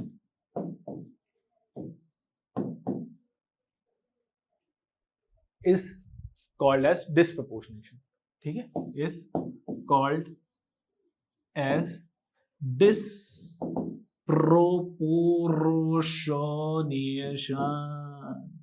ठीक है, तो यहां पर जैसे एग्जांपल के तौर पर कोई ऑक्सीडेशन नंबर अगर कोई सी, जैसे बहुत मैंने अपन ने चर्चा करी है कि कोई भी एलिमेंट जो है वो मल्टीपल ऑक्सीडेशन स्टेट शो कर सकता है। तो अगर मान लो वो किसी ऐसी स्टेट में है जहां से वो इंक्रीज इन ऑक्सीडेशन नंबर भी पॉसिबल है और डिक्रीज इन ऑक्सीडेशन नंबर भी पॉसिबल है उसका, तो ऐसी स्टेट में अगर कोई ऑक्सीडेशन नंबर है तो वहां पर हो सकता है कि वो डिस्प्रपोर्शनेशन दे दे। जैसे एग्जांपल के तौर पर ऑक्सीजन अगर -1 ऑक्सीडेशन स्टेट में रिएक्टेंट साइड, ठीक है, जैसे H2O2 पर ऑक्साइड, और जब वो रिएक्ट करेगा, रिएक्ट करके हो सकता है वो O2 यानी कि 0 ऑक्सीडेशन स्टेट में भी जा सकता है और साथ में वो क्या बोलते हैं +-2 ऑक्सीडेशन स्टेट में भी जा सकता है। तो अगर मैं इस ऑक्सीजन की बात करूंगा तो यहां से रिएक्टेंट से प्रोडक्ट जाने पर मैं ये पाऊंगा कि यहां से -1 से 0 जाएगा, तो ये क्या हो रहा है, ऑक्सीडेशन, यहाँ पे इंक्रीज इन ऑक्सीडेशन नंबर हो रहा है, क्योंकि 1 से बढ़ गया ना, ये -1 से 0 गया, 1 से बढ़ गया, तो यानी कि यहाँ पर क्या हुआ, उसका ऑक्सीडेशन हुआ। और वहीं अगर ये -1 से -2 भी जा रहा है सेम एलिमेंट, ठीक है, तो हम यहाँ कहेंगे कि since there is a decrease in oxidation number, यानी कि इसका रिडक्शन हो रहा है, यानी इसी एलिमेंट का ऑक्सीडेशन भी हो रहा है और इसी एलिमेंट का रिडक्शन भी हो रहा है, तब हम कहेंगे कि बच्चों यहाँ पर ये चीज डिस्प्रपोर्शनेशन शो कर रही है। ठीक है, तो डिस्प्रपोर्शनेशन रिएक्शन यानी कि oxidation and reduction of the same element in a reaction is called as disproportionation. ठीक है, तो अगर एक ही एलिमेंट का ऑक्सीडेशन भी हो रहा है और रिडक्शन भी हो रहा है तो उसे हम कहते हैं यहाँ पर क्या, डिस्प्रपोर्शनेशन रिएक्शन। ठीक है, ओके, आ गई बात समझ में। अब हम यहाँ पर चर्चा करते हैं oxidizing agent and reducing agent के बारे में। ओके, तो अब अपन चर्चा करते हैं ऑक्सीडाइजिंग एजेंट और रिड्यूसिंग एजेंट की। ओके, तो ऑक्सीडाइजिंग एजेंट क्या होता है, ऑक्सीडाइजिंग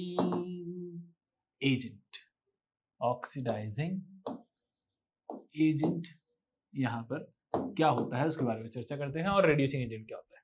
बहुत सिंपल शब्दों में अपन समझेंगे। कई बार ये देखो, वैसे तो तुम्हें क्लियर होगा, लेकिन कई बार क्या होता है, कंफ्यूजन हो जाता है, कौन ऑक्सीडाइज हो रहा है, कौन रिड्यूस हो रहा है, कौन ऑक्सीडाइजिंग एजेंट की तरह काम कर रहा है, कौन रिड्यूसिंग एजेंट की तरह काम कर रहा है। तो हमें कंफ्यूजन तो होता है, जायज सी बात है, कोई बात नहीं, उसमें कोई वो नहीं है, शर्माने वाली बात नहीं है, लेकिन सीखने वाली बात तो है।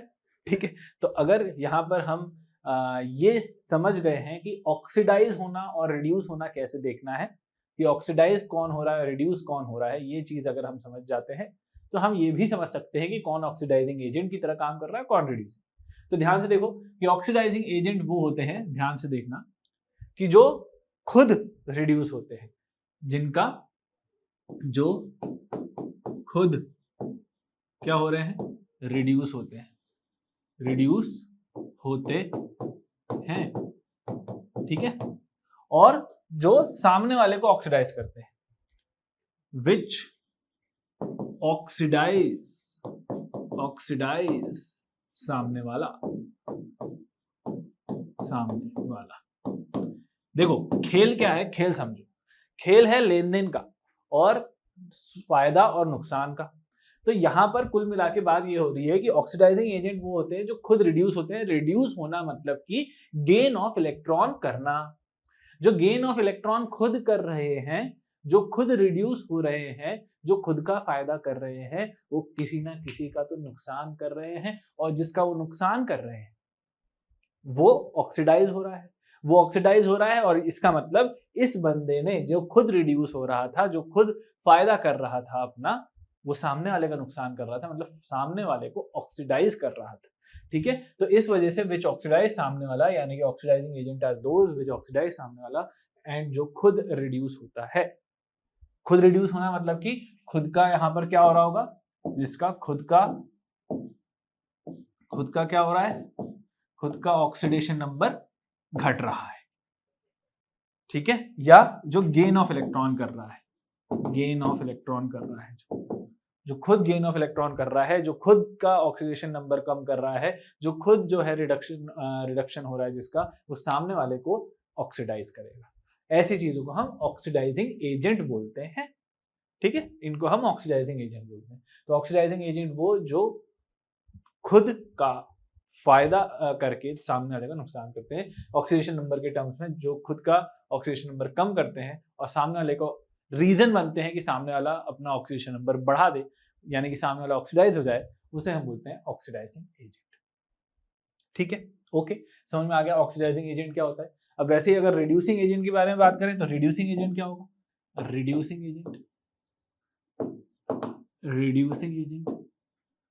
एजेंट वो होते हैं जो अब यहां पे उल्टा, जो खुद क्या हो जाएंगे, ऑक्सीडाइज हो जाएंगे, जो खुद ऑक्सीडाइज होंगे वो रिड्यूसिंग एजेंट कहलाएंगे, यानी कि जो खुद ऑक्सीडाइज हो रहे हैं वो दरअसल क्या कर रहे हैं, वो जो खुद का ऑक्सीडेशन नंबर बढ़ा रहे हों, ठीक है, जो खुद ऑक्सीडाइज हो रहे हैं, जिनका खुद का ऑक्सीडेशन नंबर इंक्रीज हो रहा है, जो खुद लॉस ऑफ इलेक्ट्रॉन बियर कर रहे हैं, लॉस ऑफ इलेक्ट्रॉन बियर कर रहे हैं, वो डेफिनेटली सामने वाले का फायदा करवा रहे होंगे। तो इसलिए जो सामने वाले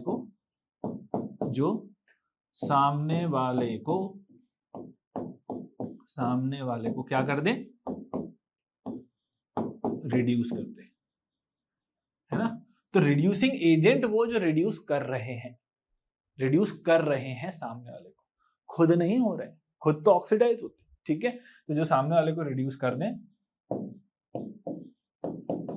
उसे हम बोलते हैं रिड्यूसिंग एजेंट, ठीक है। तो बहुत ही सिंपल टर्म्स में हम लोगों ने यहाँ पर सीख लिया है कि ऑक्सीडाइजिंग एजेंट वो होते हैं जो क्या होते हैं, ऐसे एजेंट्स जो क्या कर रहे हैं, oxidizing agent are those which self get reduced, ठीक है, एंड जिनका खुद का गेन ऑफ इलेक्ट्रॉन हो रहा है, जिनका खुद का ऑक्सीडेशन नंबर कम हो रहा है, वो सामने वाले को ऑक्सीडाइज करते हैं, तो ऑक्सीडाइजिंग एजेंट। रिड्यूसिंग एजेंट जो खुद ऑक्सीडाइज हो रहे हैं, जिनका खुद का ऑक्सीडेशन नंबर इंक्रीज हो रहा है, जिनका खुद का लॉस ऑफ इलेक्ट्रॉन हो रहा है, वो सामने वाले को क्या करते हैं, रिड्यूस कर देते हैं, और इस वजह से वो रिड्यूसिंग एजेंट कहलाते हैं, ठीक है। तो ये हो गया रिड्यूसिंग एजेंट और ऑक्सीडाइजिंग एजेंट के टर्म्स में अपन ने यहाँ पर चीजों को समझ लिया है। ये बिल्कुल अच्छे से क्लियर रहना चाहिए तुमको, ठीक है। तो ये चीज बिल्कुल अच्छे से समझना है ना, तो एक का फायदा होगा तो दूसरे का नुकसान होगा डेफिनेटली। तो ये रिलेटिव टर्म है, इसलिए हम बोलते हैं कि ऑक्सीडाइजिंग एजेंट और रिड्यूसिंग एजेंट, ऑक्सीडेशन, रिडक्शन, ये सब जो है एक रिलेटिव टर्म है। किसी के लिए फायदा हो रहा होगा, किसी के लिए नुकसान हो रहा होगा, तो यही है। तो जिसका फायदा सामने वाले का नुकसान, अगर किसी का नुकसान है तो सामने वाले का फायदा। तो ये चीज इसी टर्म्स में हमको यहाँ पर चीजों को समझना होगा, ठीक है। तो ये चीज तुमको क्लियर होनी चाहिए कि कौन जो है ऑक्सीडाइजिंग एजेंट है और कौन जो है वो रिड्यूसिंग एजेंट की तरह काम करता है। एक छोटी सी चीज और बता देता हूँ, हालांकि वो जो चीज है वो हमारा इलेक्ट्रोकेमिस्ट्री से रिलेटेड है, लेकिन इलेक्ट्रोकेमिस्ट्री में मैं उसको थोड़ा सा डेप्थ में और पढ़ा दूंगा। लेकिन अभी हम यहाँ पर चर्चा करते हैं ई नॉट वैल्यूज की। तो ई नॉट वैल्यूज जो होती हैं वो दरअसल सेल के रिस्पेक्ट में हम देखते हैं वो कैसे होता है, वो तुमको मैं डिटेल में बताऊंगा। लेकिन जब ई नॉट वैल्यू दिखे तो तुमको समझना है कि ई नॉट मतलब रिडक्शन पोटेंशियल। क्या होता है? Reduction potential. अब रिडक्शन पोटेंशियल मतलब जैसा कि नाम बता रहा है, रिडक्शन पोटेंशियल, ठीक है। रिडक्शन पोटेंशियल मतलब रिड्यूस होने का पोटेंशियल, रिड्यूस होने का, रिड्यूस करने का नहीं, ध्यान रखना, रिड्यूस होने का, रिड्यूस होने का पोटेंशियल या रिड्यूस होने की एबिलिटी, ठीक है। यानी कि क्या मतलब है इसका, समझो बात को, कि अगर जिसका ई नॉट वैल्यू ज्यादा होगी, जिसकी ई नॉट वैल्यू जिसकी ज्यादा होगी, ठीक है, इसका मतलब वो उसके पास रिड्यूस होने का पोटेंशियल ज्यादा है, उसके पास रिड्यूस होने की एबिलिटी ज्यादा है, इजीली रिड्यूस हो जाएगा, इजीली रिड्यूस्ड, खुद रिड्यूस हो जाएगा, और सामने वाले को, जो आसानी से रिड्यूस खुद होगा, वो उतनी ही आसानी से सामने वाले को ऑक्सीडाइज करेगा। इजीली ऑक्सीडाइज सामने वाला, ठीक है,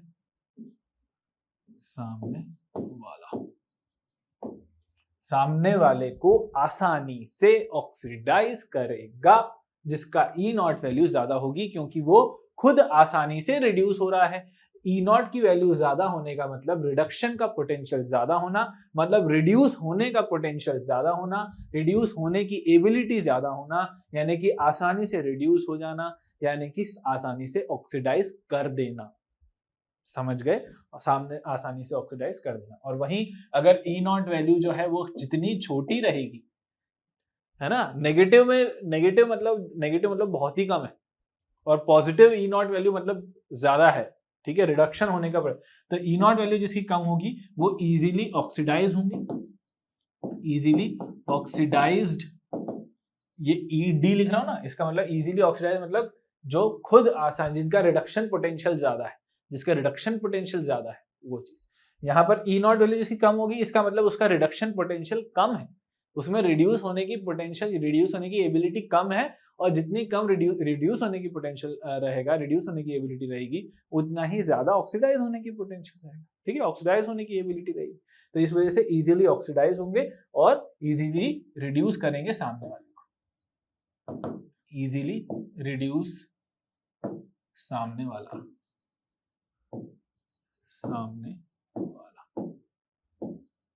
ठीक है, सामने वाले को इजीली रिड्यूस कर देंगे, ठीक है, ओके। तो यानी कि कह सकते हैं कि जिसकी ई नॉट वैल्यू ज्यादा है, उसमें क्या ज्यादा है, ऑक्सीडेशन पोटेंशियल, ऑक्सीडाइजिंग पावर ज्यादा है, ऑक्सीडाइजिंग पावर ज्यादा है, ठीक है, और जिसकी ई नॉट वैल्यू कम है, उसमें रिड्यूसिंग पावर ज्यादा है, ठीक है, उसमें रिड्यूसिंग पावर ज्यादा है।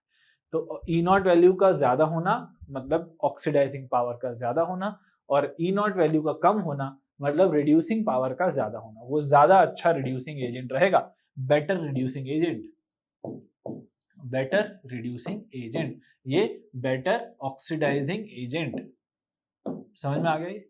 ठीक है, तो ये एक छोटा सा पॉइंट है जो मुझे तुम्हें बताना था, क्वेश्चंस करने में तुमको काम आएगा, है ना। वैसे तो अपना डेप्थ में तुमको ई नॉट वैल्यू क्या होता है, कैसे होता है, क्या इसकी डेफिनेशन है, वो सारी चर्चा हम इलेक्ट्रोकेमिस्ट्री में कर लेंगे, ठीक है। तो ये चीज थी बहुत बेसिक सी। अब हम बात करते हैं यहाँ पर oxidation potential, oxidizing agent, reducing agent, ये चीज समझ गए हैं हम। अब हम चर्चा करते हैं लास्ट टॉपिक इस चैप्टर का, that is balancing the chemical reaction, balancing the chemical या रेडॉक्स रिएक्शन, रेडॉक्स रिएक्शंस, ठीक है। रेडॉक्स रिएक्शन को बैलेंस करने का अब हम यहाँ पर देख रहे हैं। तो दो तरीके हैं बच्चों, पहला है ऑक्सीडेशन नंबर मेथड, ठीक है, और दूसरा मेथड है यहाँ पर, दूसरा मेथड है क्या बोलते हैं, half reaction method, half reaction method, ठीक है। जो दो चर्चा है, दो मेथड्स हैं। अब तुम एग्जाम में कोई सा भी कर सकते हो, इसमें ऐसा कोई नहीं है कि हमको क्या बोलते हैं किसी कोई पर्टिकुलर वो ही फॉलो करना है, कोई पर्टिकुलर मेथड ही फॉलो करना है, ऐसा कोई कंपलसरी नहीं है, तुम कुछ भी फॉलो कर सकते हो। तो सबसे पहले अपन देखते हैं एक एक करके ऑक्सीडेशन नंबर, ठीक है। तो let's check it out, oxidation number method, oxidation number method, ठीक है। एग्जाम्पल के थ्रू समझते हैं ए, ठीक है। तो सबसे पहला एग्जाम्पल मैं तुम्हारे सामने ला रहा हूं, ठीक है, वो है कि MnO4 माइनस, MnO4 माइनस, ठीक है, plus Br minus, plus Br minus gives BrO3, BrO3 minus, ठीक है। MnO4 minus plus Br minus gives BrO3 minus plus MnO2, plus MnO2, और ये बैलेंसिंग लगेगी हमको, जैसे इसमें ना तुमको मीडियम प्रोवाइड कर देगा कि भाई साहब यहाँ पे, या तुमको एक हिंट मिल जाएगा कि बेसिकली ये किस मीडियम में है। तो H+ मीडियम में यानी एसिडिक मीडियम में रहेगा कि बेसिक मीडियम में, ये चीज तुमको दी जाएगी, तो उसके अकॉर्डिंग तुम्हें जज करना है। तो यहाँ पर मैं तुमको एक एग्जांपल लेता हूँ यहाँ पर थ्रू अ बेसिक मीडियम। तो अपन यहाँ पर ये वाला एग्जांपल बेसिक मीडियम से करते हैं, ठीक है, कि अगर ये बेसिक मीडियम में है तो ये रिएक्शन को अब तुमको परफॉर्म करना है, क्या करना है, बैलेंसिंग करनी है, ठीक है। तो चलो अब कैसे करेंगे, आओ चर्चा करते हैं। तो देखो ऑक्सीडेशन नंबर मेथड है, ठीक है। क्या करना है, सबसे पहले तो देखो कि सबसे पहले ऑक्सीडेशन नंबर हर एक में निकाल लो, जितनी भी चीजें हैं सब में ऑक्सीडेशन नंबर निकालो। क्या है यहाँ पर ऑक्सीडेशन नंबर, मैंगनीज का यहाँ पर देखो ऑक्सीजन +8 में है, सॉरी -8 में है, -8 का एक माइनस यहाँ पर है, मतलब ये -7 दे रहा होगा, ये +7 आ रहा होगा। इसको समझ में आया कैसे आया। ऑक्सीजन, एक ऑक्सीजन का -2, 4 ऑक्सीजन का -8, तो यहाँ पर इसका मतलब एक ऑक्सीजन, एक माइनस अगर यहाँ पे चला गया है तो इसके ऊपर -7 आएगा, बैलेंस आउट करेगा यहाँ का इसका +7, तो +7 रहेगा इसका रहेगा -1 Br का। BrO3 माइनस में देखें तो ऑक्सीजन, एक ऑक्सीजन का -2, 3 ऑक्सीजन का -6, एक इधर लगा हुआ है तो इसका हो जाएगा +5, +5, और यहां पर हो जाएगा इसका +4, क्योंकि एक ऑक्सीजन का -2, 2 ऑक्सीजन का -4, बैलेंस आउट करेगा इसका +4, ठीक है। तो ये चीज हो गई। तो अब हम यहां पर देखेंगे कि हो क्या रहा है एलिमेंट्स का, किसका ऑक्सीडेशन किसका रिडक्शन, आओ चर्चा करेंगे, देखें। तो यहां पर हमें ये देखना है कि जिस पर्टिकुलर एलिमेंट का या किसी भी कंपाउंड का कहां पर रिडक्शन हो रहा है, कहां पे ऑक्सीडेशन हो रहा है, ये कैसे जज करेंगे, ऑक्सीडेशन नंबर के चेंज पे, कि जिसका ऑक्सीडेशन नंबर बढ़ रहा होगा उसका ऑक्सीडेशन हो रहा होगा, जिसका ऑक्सीडेशन नंबर कम हो रहा होगा उसका रिडक्शन होगा। तो अगर मैं यहाँ पे देखता हूँ कि MnO4- है, यहाँ पे +7 है इसका, ठीक है। अब +7 से यहाँ पे क्या जा रहा है, +4 जा रहा है, कहां से जा रहा है, +7 से +4 जा रहा है। अगर +7 से +4 जा रहा है मैंगनीज, तो हम यहाँ पर क्या ऑब्जर्व कर रहे हैं बच्चों, कि ये +7 से since it is going towards +4, तो we can say that it is happening to be reduction. यहाँ पर रिडक्शन हो रहा है, क्यों, क्योंकि यहाँ पर ऑक्सीडेशन नंबर -3 हो रहा है, ठीक है। 3 इलेक्ट्रॉन से यहाँ पर घट रहे हैं, 3 इलेक्ट्रॉन, सॉरी घट नहीं रहे हैं, मतलब 3 इलेक्ट्रॉन यहाँ पर बढ़ रहे होंगे, ठीक है। देखो यहाँ पर क्या हो रहा है कि यहाँ पर रिडक्शन जो हो रहा है इसमें कितने का चेंज आ रहा है, 3 का चेंज हो रहा है, और यहाँ पर क्योंकि रिडक्शन हो रहा है मतलब गेन ऑफ इलेक्ट्रॉन, तो गेन ऑफ इलेक्ट्रॉन मतलब 3 इलेक्ट्रॉन यहाँ पर वो गेन कर रहा है, ठीक है। Br- और BrO3- में देखें जरा, तो ब्रोमीन में यहाँ पर मैं पा रहा हूँ कि -1 से +5 जा रहा है, -1 से +5 यानी कि यहाँ पर इंक्रीज इन ऑक्सीडेशन नंबर है, मतलब ऑक्सीडेशन है, और क्योंकि ऑक्सीडेशन है तो मैं समझ सकता हूँ कि यहाँ पर क्या हो रहा होगा, लॉस ऑफ इलेक्ट्रॉन। तो कितने इलेक्ट्रॉन्स लूज हो रहे हैं यहाँ पर, 6 इलेक्ट्रॉन लूज हो रहे हैं, तो यहाँ पर -6 इलेक्ट्रॉन लूज हो रहे हैं, ठीक है। तो फर्स्ट स्टेप तो यही थी हमारी कि प्रेडिक्ट करो कि what is the change in the oxidation number, okay, इतना कर लिया। अब उसके बाद जरा बैलेंस करोगे कि कितने ज्यादा यहाँ पर ये है, तो बैलेंस करने के लिए यहाँ पर मैं देख रहा हूँ कि भाई यहाँ पर 6 इलेक्ट्रॉन्स का ट्रांसफर हो रहा है, यहाँ पर 3 इलेक्ट्रॉन का हो रहा है, तो मैं अगर ये चाहता हूं कि भाई इलेक्ट्रॉन्स का जो लेन देन है वो बराबरी का हो, यानी कि 6 इलेक्ट्रॉन अगर लूज हो रहे हैं तो गेन भी 6 इलेक्ट्रॉन का होना चाहिए, यानी कि यहाँ पर 6 इलेक्ट्रॉन लूज है तो यहाँ पर 6 इलेक्ट्रॉन को गेन करवाने के लिए इंटू 2 करना पड़ेगा, इसमें करेक्ट है, इंटू 2 करना पड़ेगा, तब जाके ये 6 इलेक्ट्रॉन गेन करेगा, क्योंकि यहाँ से 6 इलेक्ट्रॉन छूट रहे थे, यहाँ 6 इलेक्ट्रॉन छूटेंगे तभी तो ये 6 इलेक्ट्रॉन पकड़ेगा, और 6 इलेक्ट्रॉन पकड़ने के लिए यहाँ पर तो इधर से इधर जाने पर हम ये पा रहे हैं कि भाई यहाँ पर तो 3 इलेक्ट्रॉन है, तो अब इसको क्योंकि हमने इसको 2 से मल्टीप्लाई कर रहे हैं तो इस वजह से हमको यहाँ पर भी 2 मल्टीप्लाई करना पड़ेगा और यहाँ पर भी 2 मल्टीप्लाई करना पड़ेगा। क्या बात समझ में आ गई? हाँ, तो यहाँ पर हमने यहाँ पर इसका ये कर दिया है, यहाँ पर स्टोइशियोमेट्री, अब यहाँ पर इसकी काय की हो गई 2 की, अब 2 की, तो यहाँ पर अब हम देखेंगे कि जो इलेक्ट्रॉन्स का ट्रांसफर हो रहा है वो 6 का हो रहा है, कि जहाँ पे 6 इलेक्ट्रॉन जा रहे हैं यहाँ पे 6 इलेक्ट्रॉन मिल रहे हैं, ठीक है। तो इस तरीके से हमने यहाँ पर सीख लिया है, ये अभी पहली स्टेप हुई है, तो यहाँ पर ऑक्सीडेशन नंबर वो हो गया है, क्लियर हो गया है, ओके। अब बात करते हैं हम यहाँ पर चार्ज की, तो अब देखो जरा चार्ज, ओवरऑल चार्ज कितना है, सेकेंड स्टेप आती है चार्ज की, ठीक है, मैं बताऊंगा कैसे तुमको याद रखना है, कैसे तुम्हें ध्यान रखना है। सेकेंड स्टेप आएगी चार्ज की, तो यहाँ पर मैं पा रहा हूँ LHS में पाऊंगा कि कितना चार्ज है टोटल, तो यहाँ पर 2 माइनस है तो यहाँ पे -2, और यहाँ पर एक -1 है तो ये -1, टोटल कितना हो गया -3 का LHS में, यानी कि रिएक्टेंट साइड में कितना टोटल माइनस है, यहाँ पर 2 माइनस और यहाँ पे एक माइनस, तो टोटल 3 माइनस हो गए। RHS में भी इतना ही होना चाहिए, लेकिन RHS में कितना है देखें जरा, तो यहाँ पर एक माइनस आ रहा है और यहाँ पे न्यूट्रल है, यानी कि यहाँ पे सिर्फ और सिर्फ -1 है। करेक्ट है। अब इसको बैलेंस करना जरूरी है कि यहाँ पर -3 है, यहाँ पर -1 है, ये बैलेंस नहीं है। तो अब अगर ये बैलेंस नहीं है तो हमको अब इसको बैलेंस करने के लिए क्या करना पड़ेगा? या तो हम ऐसा करें कि यहां पर -3 में +2 ऐड कर दें। देखो क्या क्या पॉसिबिलिटी है वो देखो। Either we can go for +2 here, तो यहां पर -3 + 2 -1 हो जाएगा, तो ये दोनों बैलेंस हो जाएंगे। इसको +2 करने के लिए हमको LHS में, क्योंकि LHS में +2 कर रहे हैं, तो LHS में हमको यहां पर +2H+ करना पड़ेगा। बट क्योंकि यहां पर हमको बेसिक मीडियम बोला गया है तो इस वजह से हम H+ नहीं करेंगे, तो we can not do plus, है ना। तो यहां पर हम 2H+ नहीं करेंगे। क्यों नहीं करेंगे समझ में आया? अगर यहां पर एसिडिक लिखा होता तो हम कर देते, यही करना होता हमको कि यहाँ पर भाई बैलेंस आउट करना है कि यहाँ पर सीधे सीधे यहाँ पे +2 करो तो यहाँ पे 2H+ हमको ऐड कर देना है, तो हम 2H+ लेके आ जाएंगे। लेकिन क्योंकि हमको यहाँ पर बेसिक मीडियम बोला गया है तो हम ऐसा नहीं कर सकते। तो बेसिक मीडियम के लिए हमारे पास जो अवेलेबल है वो क्या है? OH-। ठीक है, तो जब भी तुमको बेसिक मीडियम बोला जाए तुम्हें बैलेंसिंग करने के लिए OH- का यूज करना है।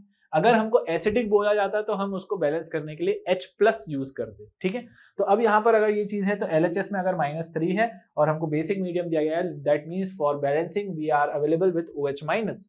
तो OH- यानी कि अब मुझे -3, यहाँ तो मैं कुछ OH- कर नहीं सकता, इसको जरूर हम माइनस करके -3 तक ले जा सकते हैं कि अगर -2 और ऐड कर दिया जाए यहाँ पर तो ये हो जाएगा -3।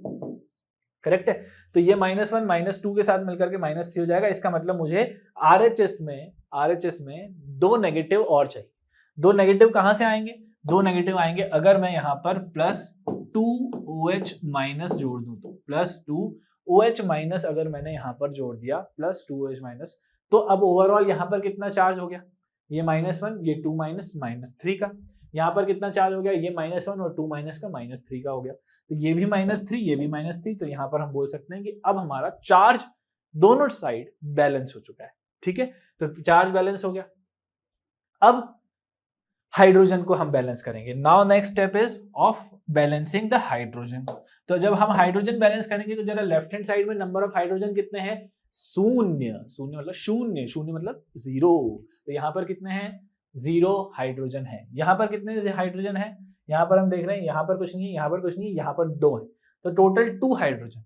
अब 2 हाइड्रोजन बैलेंस करना है हमको। ठीक है, 2 हाइड्रोजन बैलेंस करना है, तो अब यहां से हमको इधर लाना पड़ेगा 2 हाइड्रोजन बैलेंस करने के लिए, क्योंकि यहाँ पर RHS में से 2 हाइड्रोजन है लेकिन यहाँ पर 2 हाइड्रोजन नहीं है। तो इसको बैलेंस करने के लिए हम यहाँ पर ऐड करेंगे एक H2O, 1H2। तो जैसे ही 1H2O ऐड किया तो हम यहाँ पाएंगे कि यहाँ पर भी 2 हाइड्रोजन थे, यहाँ पर भी 2 हाइड्रोजन थे। न्यूट्रल था, जो चार्ज का तो सवाल ही नहीं होता कि जितने यहाँ पे हो जाएंगे उतना अपन को करना है। अब जैसे ही हम यहाँ पर करेंगे कि भाई साहब हाइड्रोजन बैलेंस हो गया है कि यहाँ पर भी हाइड्रोजन 2 थे, यहाँ पर भी 2 हो गए, चार्ज भी बैलेंस हो गया है और नंबर ऑफ ऑक्सीडेशन नंबर भी यहाँ पर जो एक्सचेंज हो रहा है इलेक्ट्रॉन्स का वो भी यहाँ पर इक्वल कर चुके हैं। तो अब हम यहाँ बोलेंगे कि यहाँ पर हमारी प्रोसेस हो चुकी है समाप्त, यानी कि यहाँ पर अब जो हमको बैलेंस इक्वेशन मिली है वो बैलेंस हो चुकी है। बस हमको चेक करना है। चेक करने के लिए जरा ऑक्सीजन को एक बार देख लेते हैं। तो ऑक्सीजन यहाँ पर LHS में कितने हैं? यहाँ पर है 4 और दूनी 8, ये हो गए 8 और एक ये 9। टोटल यहाँ पर LHS में कितने ऑक्सीजन हो गए? यहाँ से 4 और यहाँ पे 2, 4 2 8, 8 और 1 9, यहाँ पर 9 ऑक्सीजन है। राइट हैंड साइड में कितने हैं? 3 और 2 और 2 4, 4 4 + 3 7 और 7 और 2 9। समझ में आया? तो ये जैसे ही हम ऑक्सीजन यहाँ पर चेक करेंगे कि भाई ऑक्सीजन है, इसका मतलब ये चीज फाइनली बैलेंस हो चुकी है। हम एक बार पूरा फ्रेश एक बार पूरी रिएक्शन लिख देते हैं ताकि तुम इसको चेक कर पाओ। तो यहाँ पर 2MnO4- है ना, 2MnO4- फिर +Br- प्लस Br- प्लस यहाँ पर ये क्या है? H2O। तो यहाँ पर H2O गिव्स BrO3-, ठीक है। फिर MnO2 का यहाँ पर 2 था तो यहाँ पर 2MnO2 और साथ में हमने चर्चा कर ली थी यहाँ पर 2OH- की। तो ये 2OH- ये दर्शा रहा है कि ये बेसिक मीडियम में बैलेंस हो चुकी है। ओके, तो यहाँ पर ये पूरी चीज अब ऑलरेडी बैलेंस है। Now we can see it clearly, हर एक चीज बैलेंस। अब अगर हमको यहाँ पर इसको याद रखना है, जितने मैंने स्टेप्स हैं मैंने कैसे याद रखा होगा कि इसके बाद ये चेक करना है, इसके बाद ये चेक करना है, तो उसको याद रखने के लिए तुम इसका एक शॉर्ट ट्रिक अपना लो। ये याद रखना, ऑक्स कंज्यूम वाटर, वाटर या इसको वाटर को H2O, ठीक है, ऑक्स कंज्यूम वाटर। ऑक्स मतलब सबसे पहले क्या करना है तुमको, first step, this is the first step, oxidation number check करना है, जो अपन ने किया था अगर तुम याद करो। तो सबसे पहले अपन ने ऑक्सीडेशन नंबर सबका लिखा था, उसके बाद देखा था किसका ऑक्सीडेशन किसका रिडक्शन, फिर अपन ने इलेक्ट्रॉन्स बैलेंस किए थे, तो that was the first step, ठीक है। तो ये चीज हुई थी फर्स्ट स्टेप में। सेकेंड स्टेप था कंज्यूम, यानी कि सी मतलब कि चार्ज, सी मतलब चार्ज, ठीक है, सी मतलब चार्ज। यहाँ पर अब चार्ज जो है वो यहाँ पर हम अगर ये हो रहा है, अब मतलब सेकंड स्टेप में हमको चार्ज बैलेंस करना है, और चार्ज बैलेंस करने के लिए मैंने LHS और RHS लिखा था, यहाँ पर -3 था, डिपेंडिंग ऑन द मीडियम मैंने यहाँ पर चेंज किया। अगर यहाँ पर एसिडिक मीडियम हुआ होता तो मैं यहाँ पर RHS में +H+ कर देता, +H+ कर देता, तब जाके यहाँ पर ये क्या बनता, या +2H+ कर देता, तब जाके यहाँ पर ये चीज बैलेंस आउट होती, ठीक है। Depending on what is the medium, तुमको चार्ज बैलेंस करना है। तो यहाँ पर हमने देखा LHS में -3 था, यहाँ पर -1 था, और बेसिक मीडियम था। बेसिक मीडियम था मतलब हमारे पास चार्ज बैलेंस करने के लिए OH- अवेलेबल है, तो हमने 2 OH- लगा दिए, तब जाके ये -3 ये -3 दोनों चार्ज बैलेंस हो गए। फिर थर्ड स्टेप आती है क्या बोलते हैं, H2O, है ना। तो यहाँ पर लास्ट स्टेप है H, यहाँ पर थर्ड H2O, मतलब H पहले हाइड्रोजन बैलेंस करो। तो हाइड्रोजन बैलेंस करने के लिए हमने यहाँ पर क्या किया था कि भाई यहाँ पर 2 H थे और यहाँ पर एक भी H नहीं था, तो हमने बैलेंस करने के लिए यहाँ पर H2O का ऐड कर दिया था, यहाँ पर हाइड्रोजन बैलेंस कर दिया था। वहां पे 2 H थे, यहाँ पे उतने ही H2O जोड़ दिए बस, और बाद में ये चीज अपने आप यहाँ तक स्टेप खत्म हो जाएगी। ऑक्सीजन हमको एज अ चेकिंग पॉइंट रखना है, चेक, ये चेक पॉइंट है कि अगर आपका ऑक्सीजन भी बैलेंस है, इसका मतलब आपका आंसर सही है। तो ये हो गया ऑक्सीडेशन नंबर मेथड, ठीक है, समझ में आ गया ये, ठीक है। और प्रैक्टिस करना है इसकी। अच्छा, कभी कभी अब तुम्हारे दिमाग में आ रहा होगा कि सर ये एग्जाम में कैसे आएगा, ये तो बोर्ड एग्जाम्स के पॉइंट है, तो उसमें हर एक चीज तो पूछेगी नहीं। बिल्कुल सही बात है कि एग्जाम में अगर आ रहा है तो तुमको पूरी चीज तो लिखने में कोई दिक्कत नहीं है, लेकिन किस फॉर्म में आ सकती है। मान लो तुमको एक वो दे दी, रिएक्शन दे दी, और रिएक्शन में उनसे बोल दिया तुमको कि भाई इसका जो स्टोइशियोमेट्रिक कोएफिशिएंट है, बैलेंस रिएक्शन के जो स्टोइशियोमेट्रिक कोएफिशिएंट है वो क्या क्या होंगे, तो वो तुमको हो सकता है उस फॉर्म में दे सकता है, ठीक है। तो तुमको इसलिए बैलेंसिंग करना आना चाहिए।